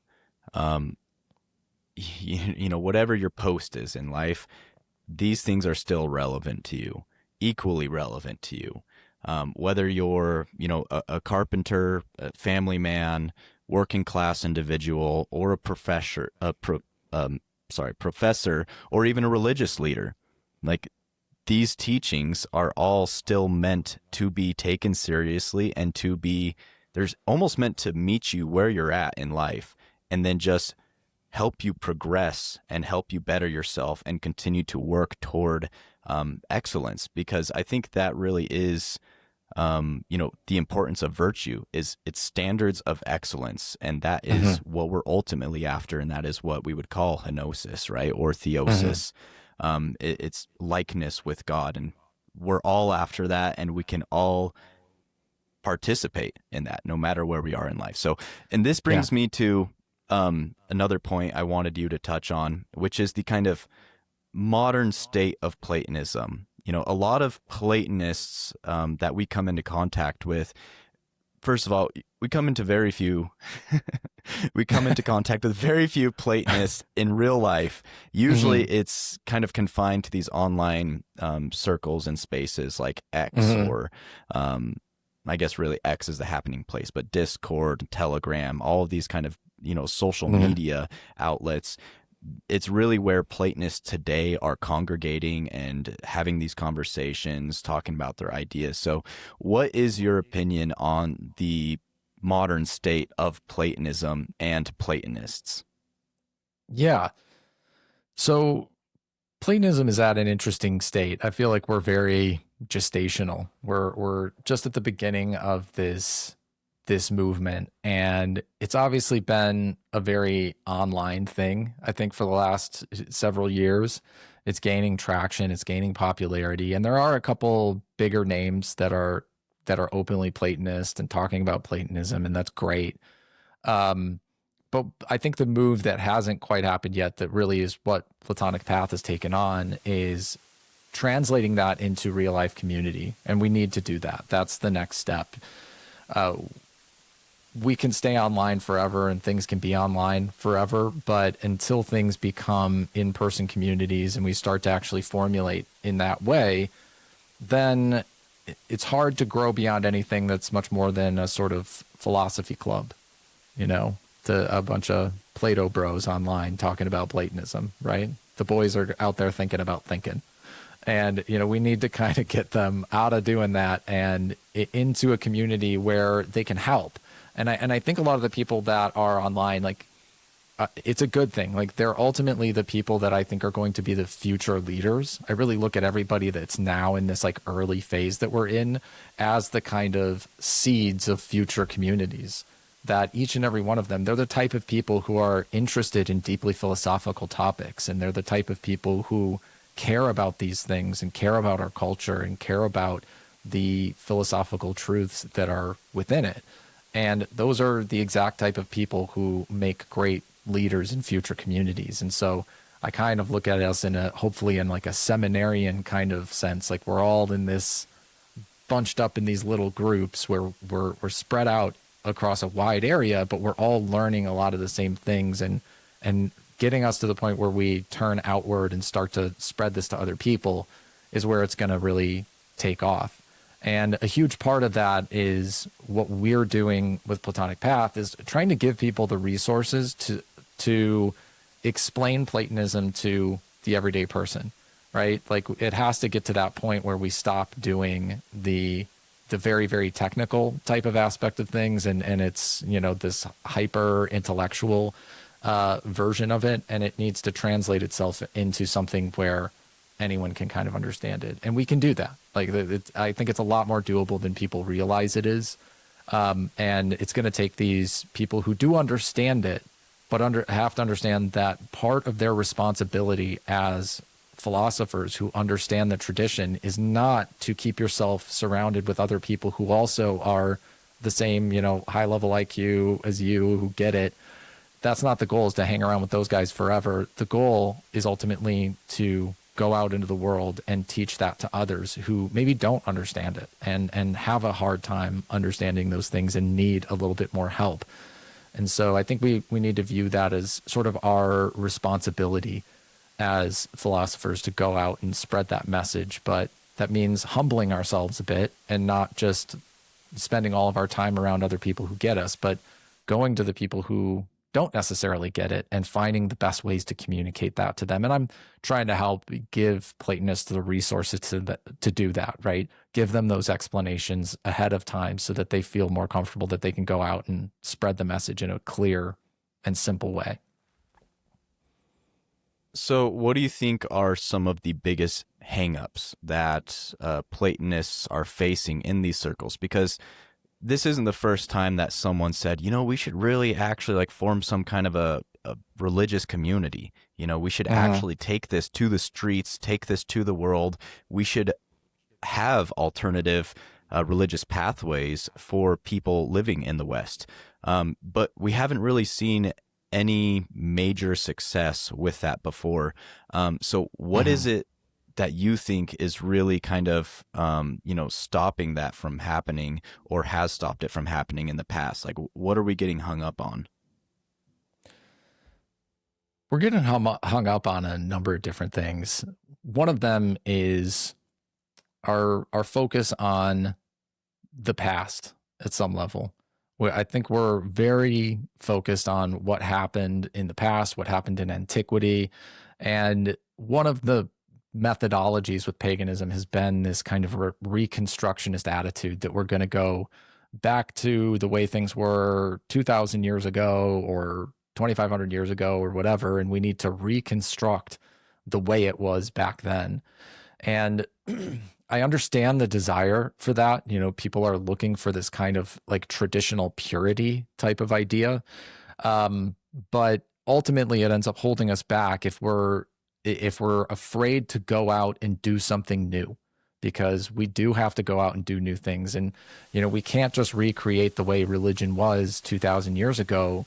We have to bring religion to people today in a way that makes sense to them. It has to be somewhat contemporary. And there's a balance though, right? Like, we can't be so contemporary and just doing what's of the age, or we just get wrapped up into that. We end up creating some kind of like pop Platonism or something like that. We don't want that. And so we have to find that balance point between balancing tradition and doing things and being brave enough to do things that are new and maybe uncomfortable and trying new things out. And that's one of the things I see holding us back. I think we're waiting for something to happen in some sense. Like Platonists, I think, are waiting for some new book from Iamblichus to be uncovered in the Herculaneum scrolls that's going to tell us exactly how to start a church or start a temple group and how to do all the rituals, and it's got all of the different things that we've been wanting to have. And we found the Chaldean oracles in perfect condition, and it explains everything that we need to do now. It's like I think they're waiting for that to happen, and my message to all of them is like, don't hold your breath. Like, that's probably not going to happen. We need to just get started with building communities, worshiping the gods, doing the things that we know how to do. And, let's break a couple eggs. Let's figure out how it works, what doesn't, and just get to work starting communities. And, the pagan communities that have taken that approach have been very successful. We've already seen a lot of the Asatru communities. I think that's something, a huge thing to their credit, is they never got bogged down with worrying about how to do it. They had this sort of courage to just go out and do it and not really ask questions. I think that kind of comes to their nature. I think the Asatru groups tend to be, what we would call very thumatic. They've got a very sort of spirited sense to them and are almost centered in that. And it's that spirited nature that just leaps without looking, right? They just go and they run in headlong and they're like, we're doing it. And I think we could use a little bit of that. I think the Platonists are a little bit too rational sometimes. We want to have all the details figured out and have it all perfectly laid out before us. But the reality is we're not going to get that. And we need to just get started and start working on it as we go. And something else on that point, I think, like, you're right, there has to be a kind of change in what Platonism is in order to approach modern issues.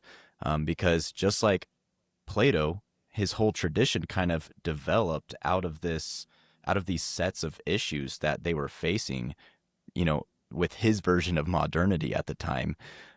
We ourselves are facing very similar problems, but they're represented in a different way. They've materialized in a different way. We have different technologies. Society has, we're living in a multicultural world.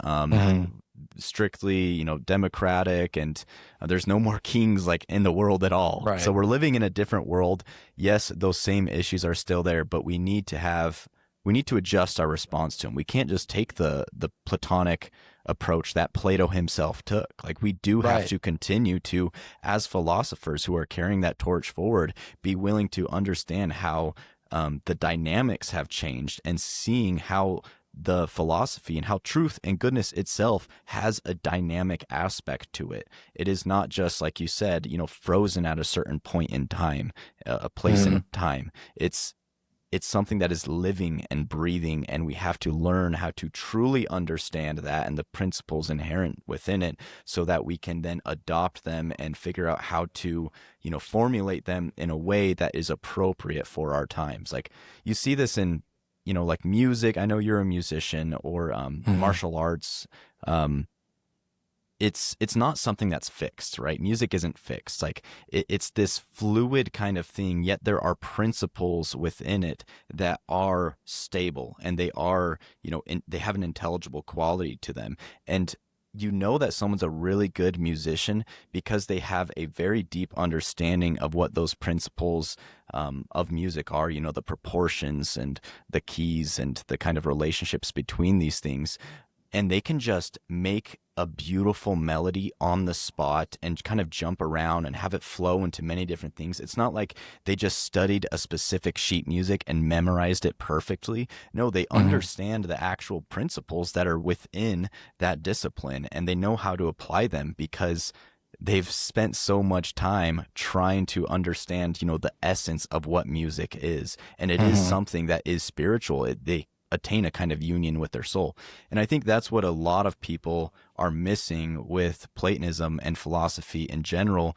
And I know you've spoken about this before, which is that it's not just a subject of interest that we're studying as these kind of armchair intellectuals. It's a life. Philosophy is a way of life, and it is how we are applying these intelligible principles to our everyday life, not just in what we're interested in, but in how we're acting, how we're responding, how we're upholding ourselves and behaving.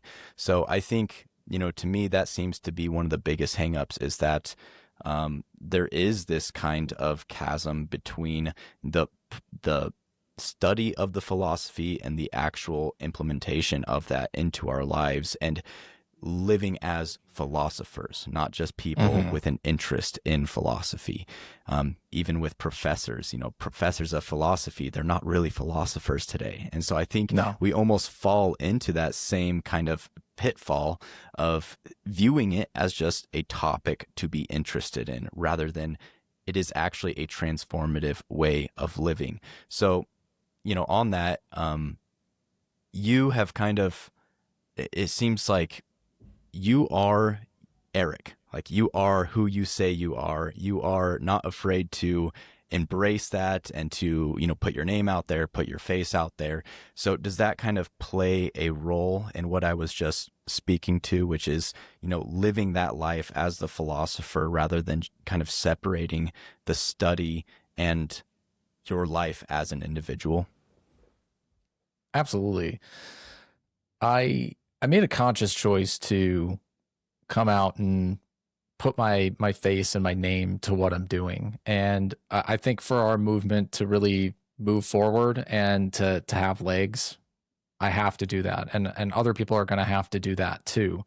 Uh, it's not something that I can't be anonymous and expect anybody to really listen to what I have to say and follow me and what I'm doing. I think I have to sort of put my persona of who I am in reality onto this philosophy and this way of life. I have to live it. It's not enough for me to just have sort of a version of myself that pretends to be that guy, and then the real me who doesn't do those things in reality. And that's just been a huge thing I've come to over the last few years. I definitely understand, there's a lot of people out there, I think, who struggle with that in our modern world, because we do have this ability to be kind of an alternative. We can create these like online personas of ourselves and things like that. And I think it's really important for us to make sure that who we are in our real life is in alignment with these kinds of principles. And so a lot of what that boils down to is living a life as a philosopher, and not just having it be this intellectual exercise or this thing that's, a group you talk with people online, but then, when you leave, you go out and get drunk and you're full of vices and have all these problems in your life, and, you're mean to your dog or whatever. Like, you can't be both of those people. Like, you do have to bring that kind of into alignment. And so, that's been something I've been working on a lot for myself over the last few years. I used to be more anonymous online, and I realized ultimately I have to be in alignment with my principles. And that means leaving the sort of false self, the persona self away, getting rid of that and just being me. And that really leads me, I think, to virtue in a lot of ways, because, I'm not going to go on the internet and say something that I don't 100% believe in, that I'm not going to put my face and my name behind. So I really think very deeply about the things that I say and the things that I do, because it's ultimately tied to me as a person, and I can't separate those two things. I mean, I did, I think, for a while, and I think a lot of people do, but I just ultimately found that didn't work for me. And I found I had to be in alignment with myself. And that means, not having this shadow self out there that you're pretending to be. You have to really integrate those things and be who you are, and that ultimately will help lead you to virtue. Yeah, very well said. And I think it's kind of ironic too, because as Platonists, we are very familiar with the term unity and what that means and how important it is. Yet a lot of us have a kind of incongruent lifestyle. Like when we have these multiple personalities in these different circles, acting anonymously, which again, I understand, this people have different situations where Sure. They truly would lose a lot if people knew what it was that they were saying and talking about. Some of it's not politically correct, so on and so forth. But yeah, I feel like that congruency is a very important aspect of what it means to be a philosopher. I mean, if you look at Socrates, he was authentic and genuine through and through, literally until he was put to death. Like, there was never a moment where he's like, I didn't really mean that philosophy stuff, guys. Like when I said that, I was in a different state of mind. You can't take that seriously. Please don't put me to death. He Right. wasn't doing any pandering. He was like, yeah, that's the truth, and I'll die for it. So I think that Yeah. is a very important aspect that we need to accept, and it is, characteristic of one of the main cardinal virtues, which is courage. Like we need to be Hmm. able to be willing to actually sacrifice and put our butts on the line, for lack of better words, Hmm. and be willing to take those risks in order to die or live for philosophy, really. So Yeah. I I think know. that's very important. I'm glad you said that. Yeah, I totally agree. I want to second that. I do really agree that that's the way we have to do it. And we should really take Socrates as the exemplar, the person who shows us how to do that in our actual life. And what it means is that we we have to live in alignment with our principles. We have to live philosophy. We don't get to just talk about it. It is a way of life. It's a way of being in the world. And with that is going to come some sacrifices. It's going to be hard sometimes. You're going to have to sacrifice things that you may like or things you would prefer to be this way or that because it's for the good. And that's ultimately what Socrates did. And that's much easier said than done. And, like you said, Mhm. everybody's got their own situations and is in their own particular place. But I think as individuals, we have to each look at that as our ideal, and our goal is that to ultimately align ourselves with these principles and live that life. It's not enough to just think about it. It's not enough to just talk about it or, present a false persona of who we are. We have to really live it. Hmm. Yeah, I think that's great. Now, I know you've talked about this before, and I think you've even released a clip on it, but I think it's something that'd be important to bring up one more time, which is what is the role that religion and Platonism plays in politics? The political world has kind of become the center of all of our focus. It seems to have replaced religion in a major way. Like back when people were more concerned about, their their families and the rites that they were doing and the kind of worship that they're participating in and the way they're living their lives. Now it's more so about, what political ideologies do you subscribe to? Because they're so Right. diverse now. So, what role do you see religion playing in that? And what is your take on the kind of modern state of politics as we know it today? Religion and politics are undoubtedly tied together. And I don't think we can ever really separate the two when we're talking about religion or politics. Um, there are there are things that are in religion that are going to inform the way that we think about things politically, and that's ultimately, I think, the right relationship between the two. Now, the problem I really see is people doing the opposite very often. It seems to me like there's a lot of people out there who come to their political conclusions usually not based on completely being rational. It's probably partly their, emotions are tied into it and just, some personal experience, but it's not necessarily like systematically thought out. But they come to their political beliefs one way or another, and then they go shopping for a religion that matches their political beliefs or aligns with their political beliefs. And that's what I see a lot of. And I think that that's an error that we're making in our lives. And, Platonism does make it very clear that we have to start from things like first principles and work our way down from there. And so, if we're unclear on what the good is, if we're unclear on what it means to be a polity or a people or, what the different forms of government are and what are their benefits and drawbacks, if we're not clear on those types of things, we're not going to come to a good decision when it comes to politics. It seems to me like we're making a lot of times very irrational decisions about what we want to believe politically and then grafting religion onto it as a justification, like a post hoc justification. And so that I see as a real error that people are making today when it comes to politics. And that's something that, from Platonic path standpoint, we really want to correct and say, let's start with the first principles. Let's start with these religious aspects and let them inform our politics, not the other way around. Like let's not have a political ideology and then bolt on the accordant religion. And, you can find this a lot of times where there are a lot of content creators out there who are in the sort of pagan space, but when you actually look at the content that they put out, it's 85% about politics and maybe 10 or 15% about religion and about spirituality. And I would say, there's a place for that, and there's nothing wrong with, pagan political commentators or whatnot. But I really look at a lot of them as that. If you're talking about politics 80% of the time, then I really think you're a political commentator, not necessarily a spiritual leader. And we're really the opposite of that. We will talk about some things that are political. I mean, even on this podcast, we've talked about a couple political ideas, but ultimately we're talking about spirituality. And that's the most important thing to us. And we're trying to spend 85% of our time talking about spirituality, spiritual principles, talking about God and worship and all of those things. And it's the other 15% where we might get into politics, but we're really only getting into politics as an extension of our already grounded religious beliefs. And ultimately our ideas, our politics has to be bolted on and subordinated to these deeper first principles that we have. And so I think that's the correct way to do it.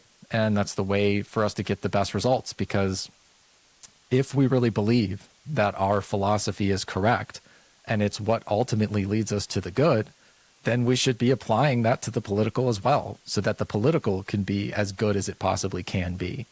But if we do it the other way around, then I think we're treating religion like it's a part of politics, or it's subordinate to politics. And, then it ultimately becomes little more than a political tool. And it's kind of, honestly, a more atheistic kind of way of looking at religion, is that religion is just this like social utility to arrive at a political conclusion. Whereas for us, we take these principles as real and true. We take God and the gods as real and true. And if they are true the way that they are, then they ought to be the things that inform us of how to best be when it comes to our communities and our polities and our nations and all of that, rather than the other way around. And I think something that a lot of people appreciate when they find their way to Platonic path is that exact stance that you have with politics, which is that politics is downstream from religion. It's downstream from philosophy. Philosophy informs our politics, not the other way around. Mm-hmm. And it's to the point where, honestly, we don't really even talk about contemporary politics much at all, like within our circle. If we're talking about politics, it's usually, like you said, it's in a religious context. It is first and foremost religious, and then the kind of, how that relates to us as individuals, as communities, as civilizations. That is a kind of effect of those religious principles.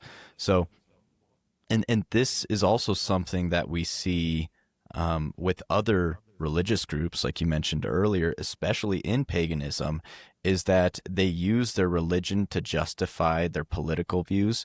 And we even see a lot of different people kind of coming together, making concessions on their differences in first principles and, religious views, philosophical outlooks, and they're coming together on purely political points of view. And something you've said about this is that, ultimately politics is, not to put words in your mouth, but politics is something that is transitory. It's changing. Yeah. Whereas religion and the principles therein are eternal and they're actually stable. And so we should be concerned with that first and foremost.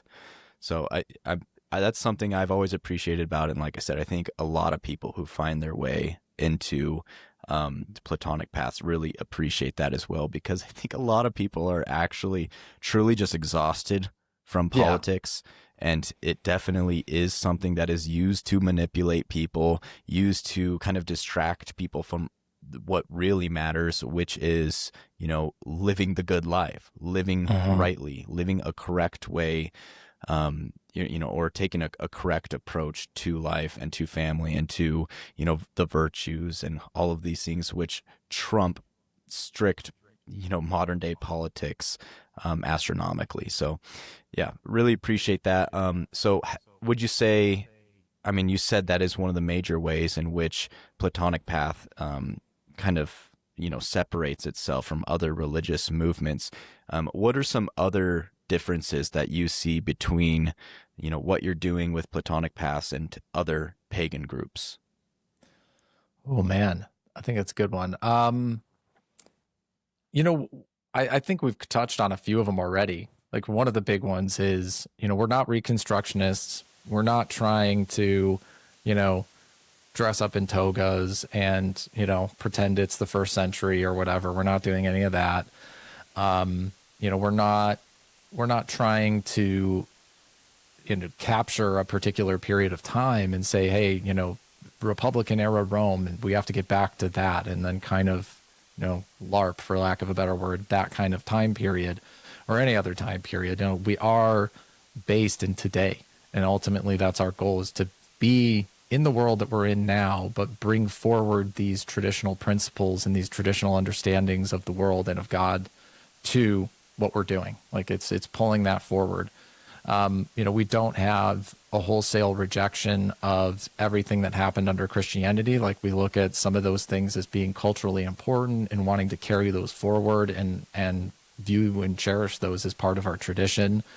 We don't take the hardline stances from, the universalist standpoint, I think, or the focus side, which I think both of those at their extremes, at least, are, like we were talking about, of kind of like prioritizing politics over religion and over our understanding of the universe. So, we're walking a different path that I really don't see anybody else in the space doing exactly that. I think we're doing something that is special because it is grounded in a tradition.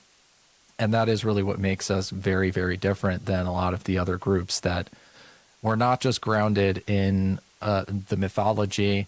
We're not just grounded in a particular political outlook. We're really grounded in the traditionalist perspective that's put forward by the whole classical tradition, but obviously most importantly, Plato. But, we're looking at Plato, Aristotle, all of the philosophers, even the Stoics, and incorporating that into a unified worldview in a way that we actually go forward. So, I think that helps us not become extreme in all of these different areas. It's kind of grounds us where, we're extreme about Plato and being Platonists, I guess, but that's it. We're not getting caught up in the winds of today and, whatever contemporary issue is a hot button issue right this second. We're always taking that and bouncing it off of the traditional Platonic and the traditional pagan worldview that's in Plato. That's where we're grounding everything. So I think that grounding makes a huge difference and makes us come off much different than other groups. Yeah. Yeah. And I think with the tradition being so extensive, it really does. We have almost answers, kind of like Sanatana and Dharma. There's really answers to almost every aspect of your life. Like there is some kind of a guideline there. And I think a lot of religions, they just don't really have those defense mechanisms to, really kind of keep away, ward off a lot of these destructive political ideologies. Like you can't make a, not to keep throwing like heathens under the bus, because I really do love a lot of the ones I've come into contact with, but they don't really we have a lot in the group too. Yes, yes, absolutely. But I guess the ones who are more anti-philosophy, they don't really have a way to, deny something like, transgenderism or some other kind of extreme reality denying ideology. Like on what basis do you deny that? How do you keep away a lot of these kind of more neo-pagan sentiments coming from, these kind of Wiccan, blue-haired Aleister Crowley types, who, doest thou will be the whole of the law. Like, how do you defend against that? Well, the only way to really defend against that is to have an established tradition that actually does have prescriptions, does have guidelines, and does have answers to a lot of those problems. And again, even Christianity doesn't really have any ammunition to really ward off a lot of these ideologies. So a lot of it comes down to personal preference and individuals, which, just like politics, that's something that's, it's not an eternal structure. So it's really hard to make your case on that and be grounded in something that is just individualistic and preferential. So I do think, I agree with you. That is one of the main, I think, differences that really allows Platonism to not only stand out, but just to survive. I mean, look, this has been, this predates Christianity, and it's still here. We're still talking about it. We're still seeing the value of it. And I think that kind of speaks for itself. Like it's going to remain. It might change in terms of, its approach and the actual cultural forms it takes on. Sure. But the essence of it remains the same. And I think that's very powerful. Yeah. And I think you notice that characteristic in all successful religions that exist in the world, right? Whether we're talking about Christianity, Buddhism, Hinduism, the outward form of it does change. There are, the way they might practice, the way they might handle this issue, the politics of Europe has changed dramatically over the past 2,000 years. We've had kings, we've had republics, we've had democracies, we've had dictators, we've had fascism, communism, we've had all of these different things. And yet, those core religious principles are like a through line that will last thousands of years. And, you notice that for any serious religion is that they have these kind of core principles that they hold to, and the outer forms can be more flexible because there is this inner core where we hold to these core principles regardless of anything. And I think, like you said, in some of those groups, it's like you'll see that wide variance in it because I think they're ultimately grounded in politics. And politics is very transitory. And so like you're going to have some that go wildly to the left and you're going to have some that go wildly to the right. But you need to have those core principles in place so that the drift isn't just, blown around by the winds of whatever political thing is going on today.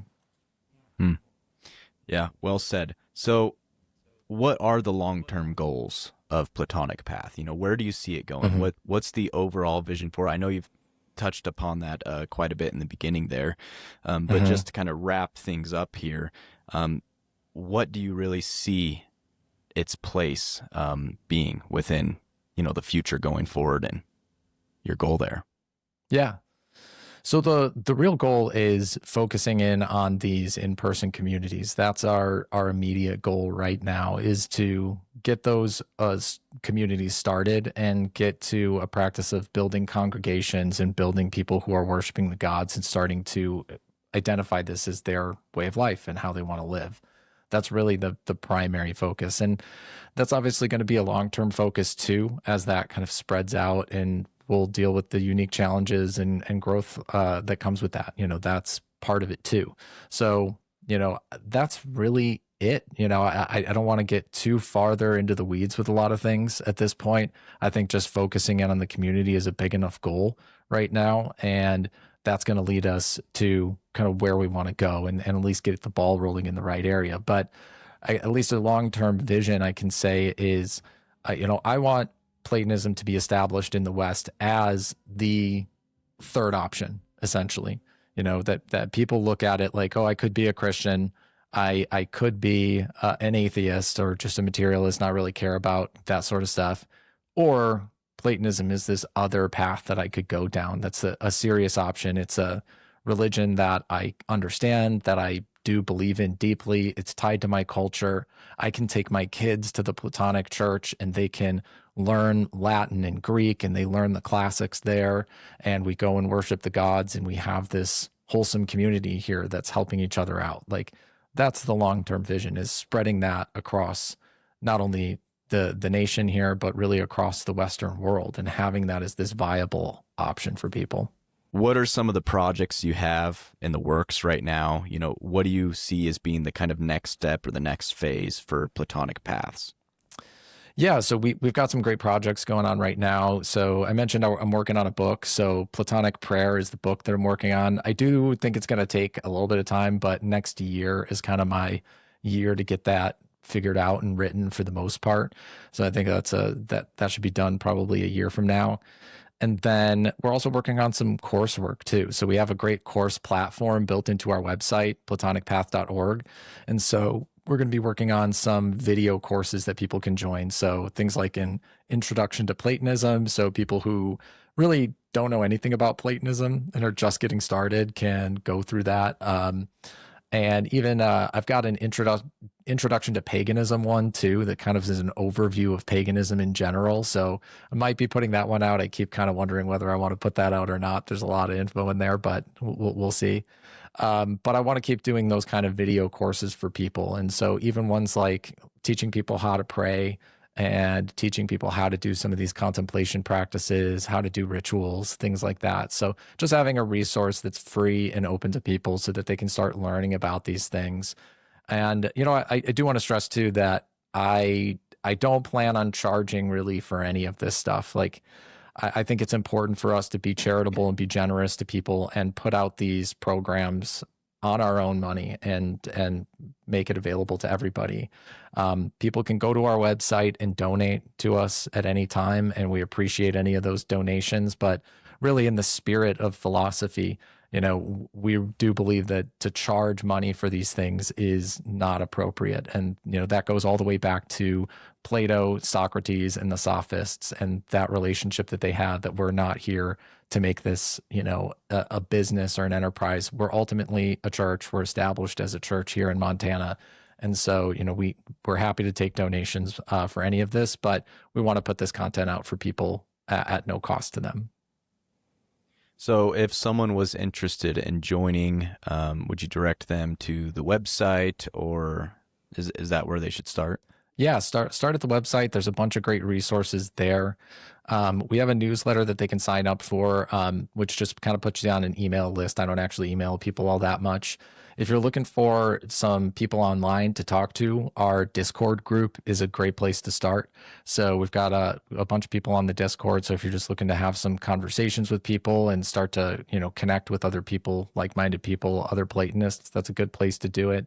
And then obviously all of this other content is, the website is really the center point for all of that. So, and I would say too, I'm pretty active on X. So if you ever want to direct message me, I'm happy to take direct messages from people and help guide them and really act as a mentor for people as they're getting onto the path and trying to figure things out. That's an important part, is, helping people understand it. Don't be shy. Feel free to reach out to me. I'd be happy to help anybody who's getting into the path and has questions and is trying to figure things out. Great. And that website is platonicpath.org, right? Correct. Perfect. Awesome. Well, thanks again for letting me hijack this episode. It's been great, and I think it's been a lot of good points that we've gone over, and I'm glad that that information is getting out there. So it was fun. Yeah. Thanks, Ethan. I appreciate it. All right. See ya. See ya.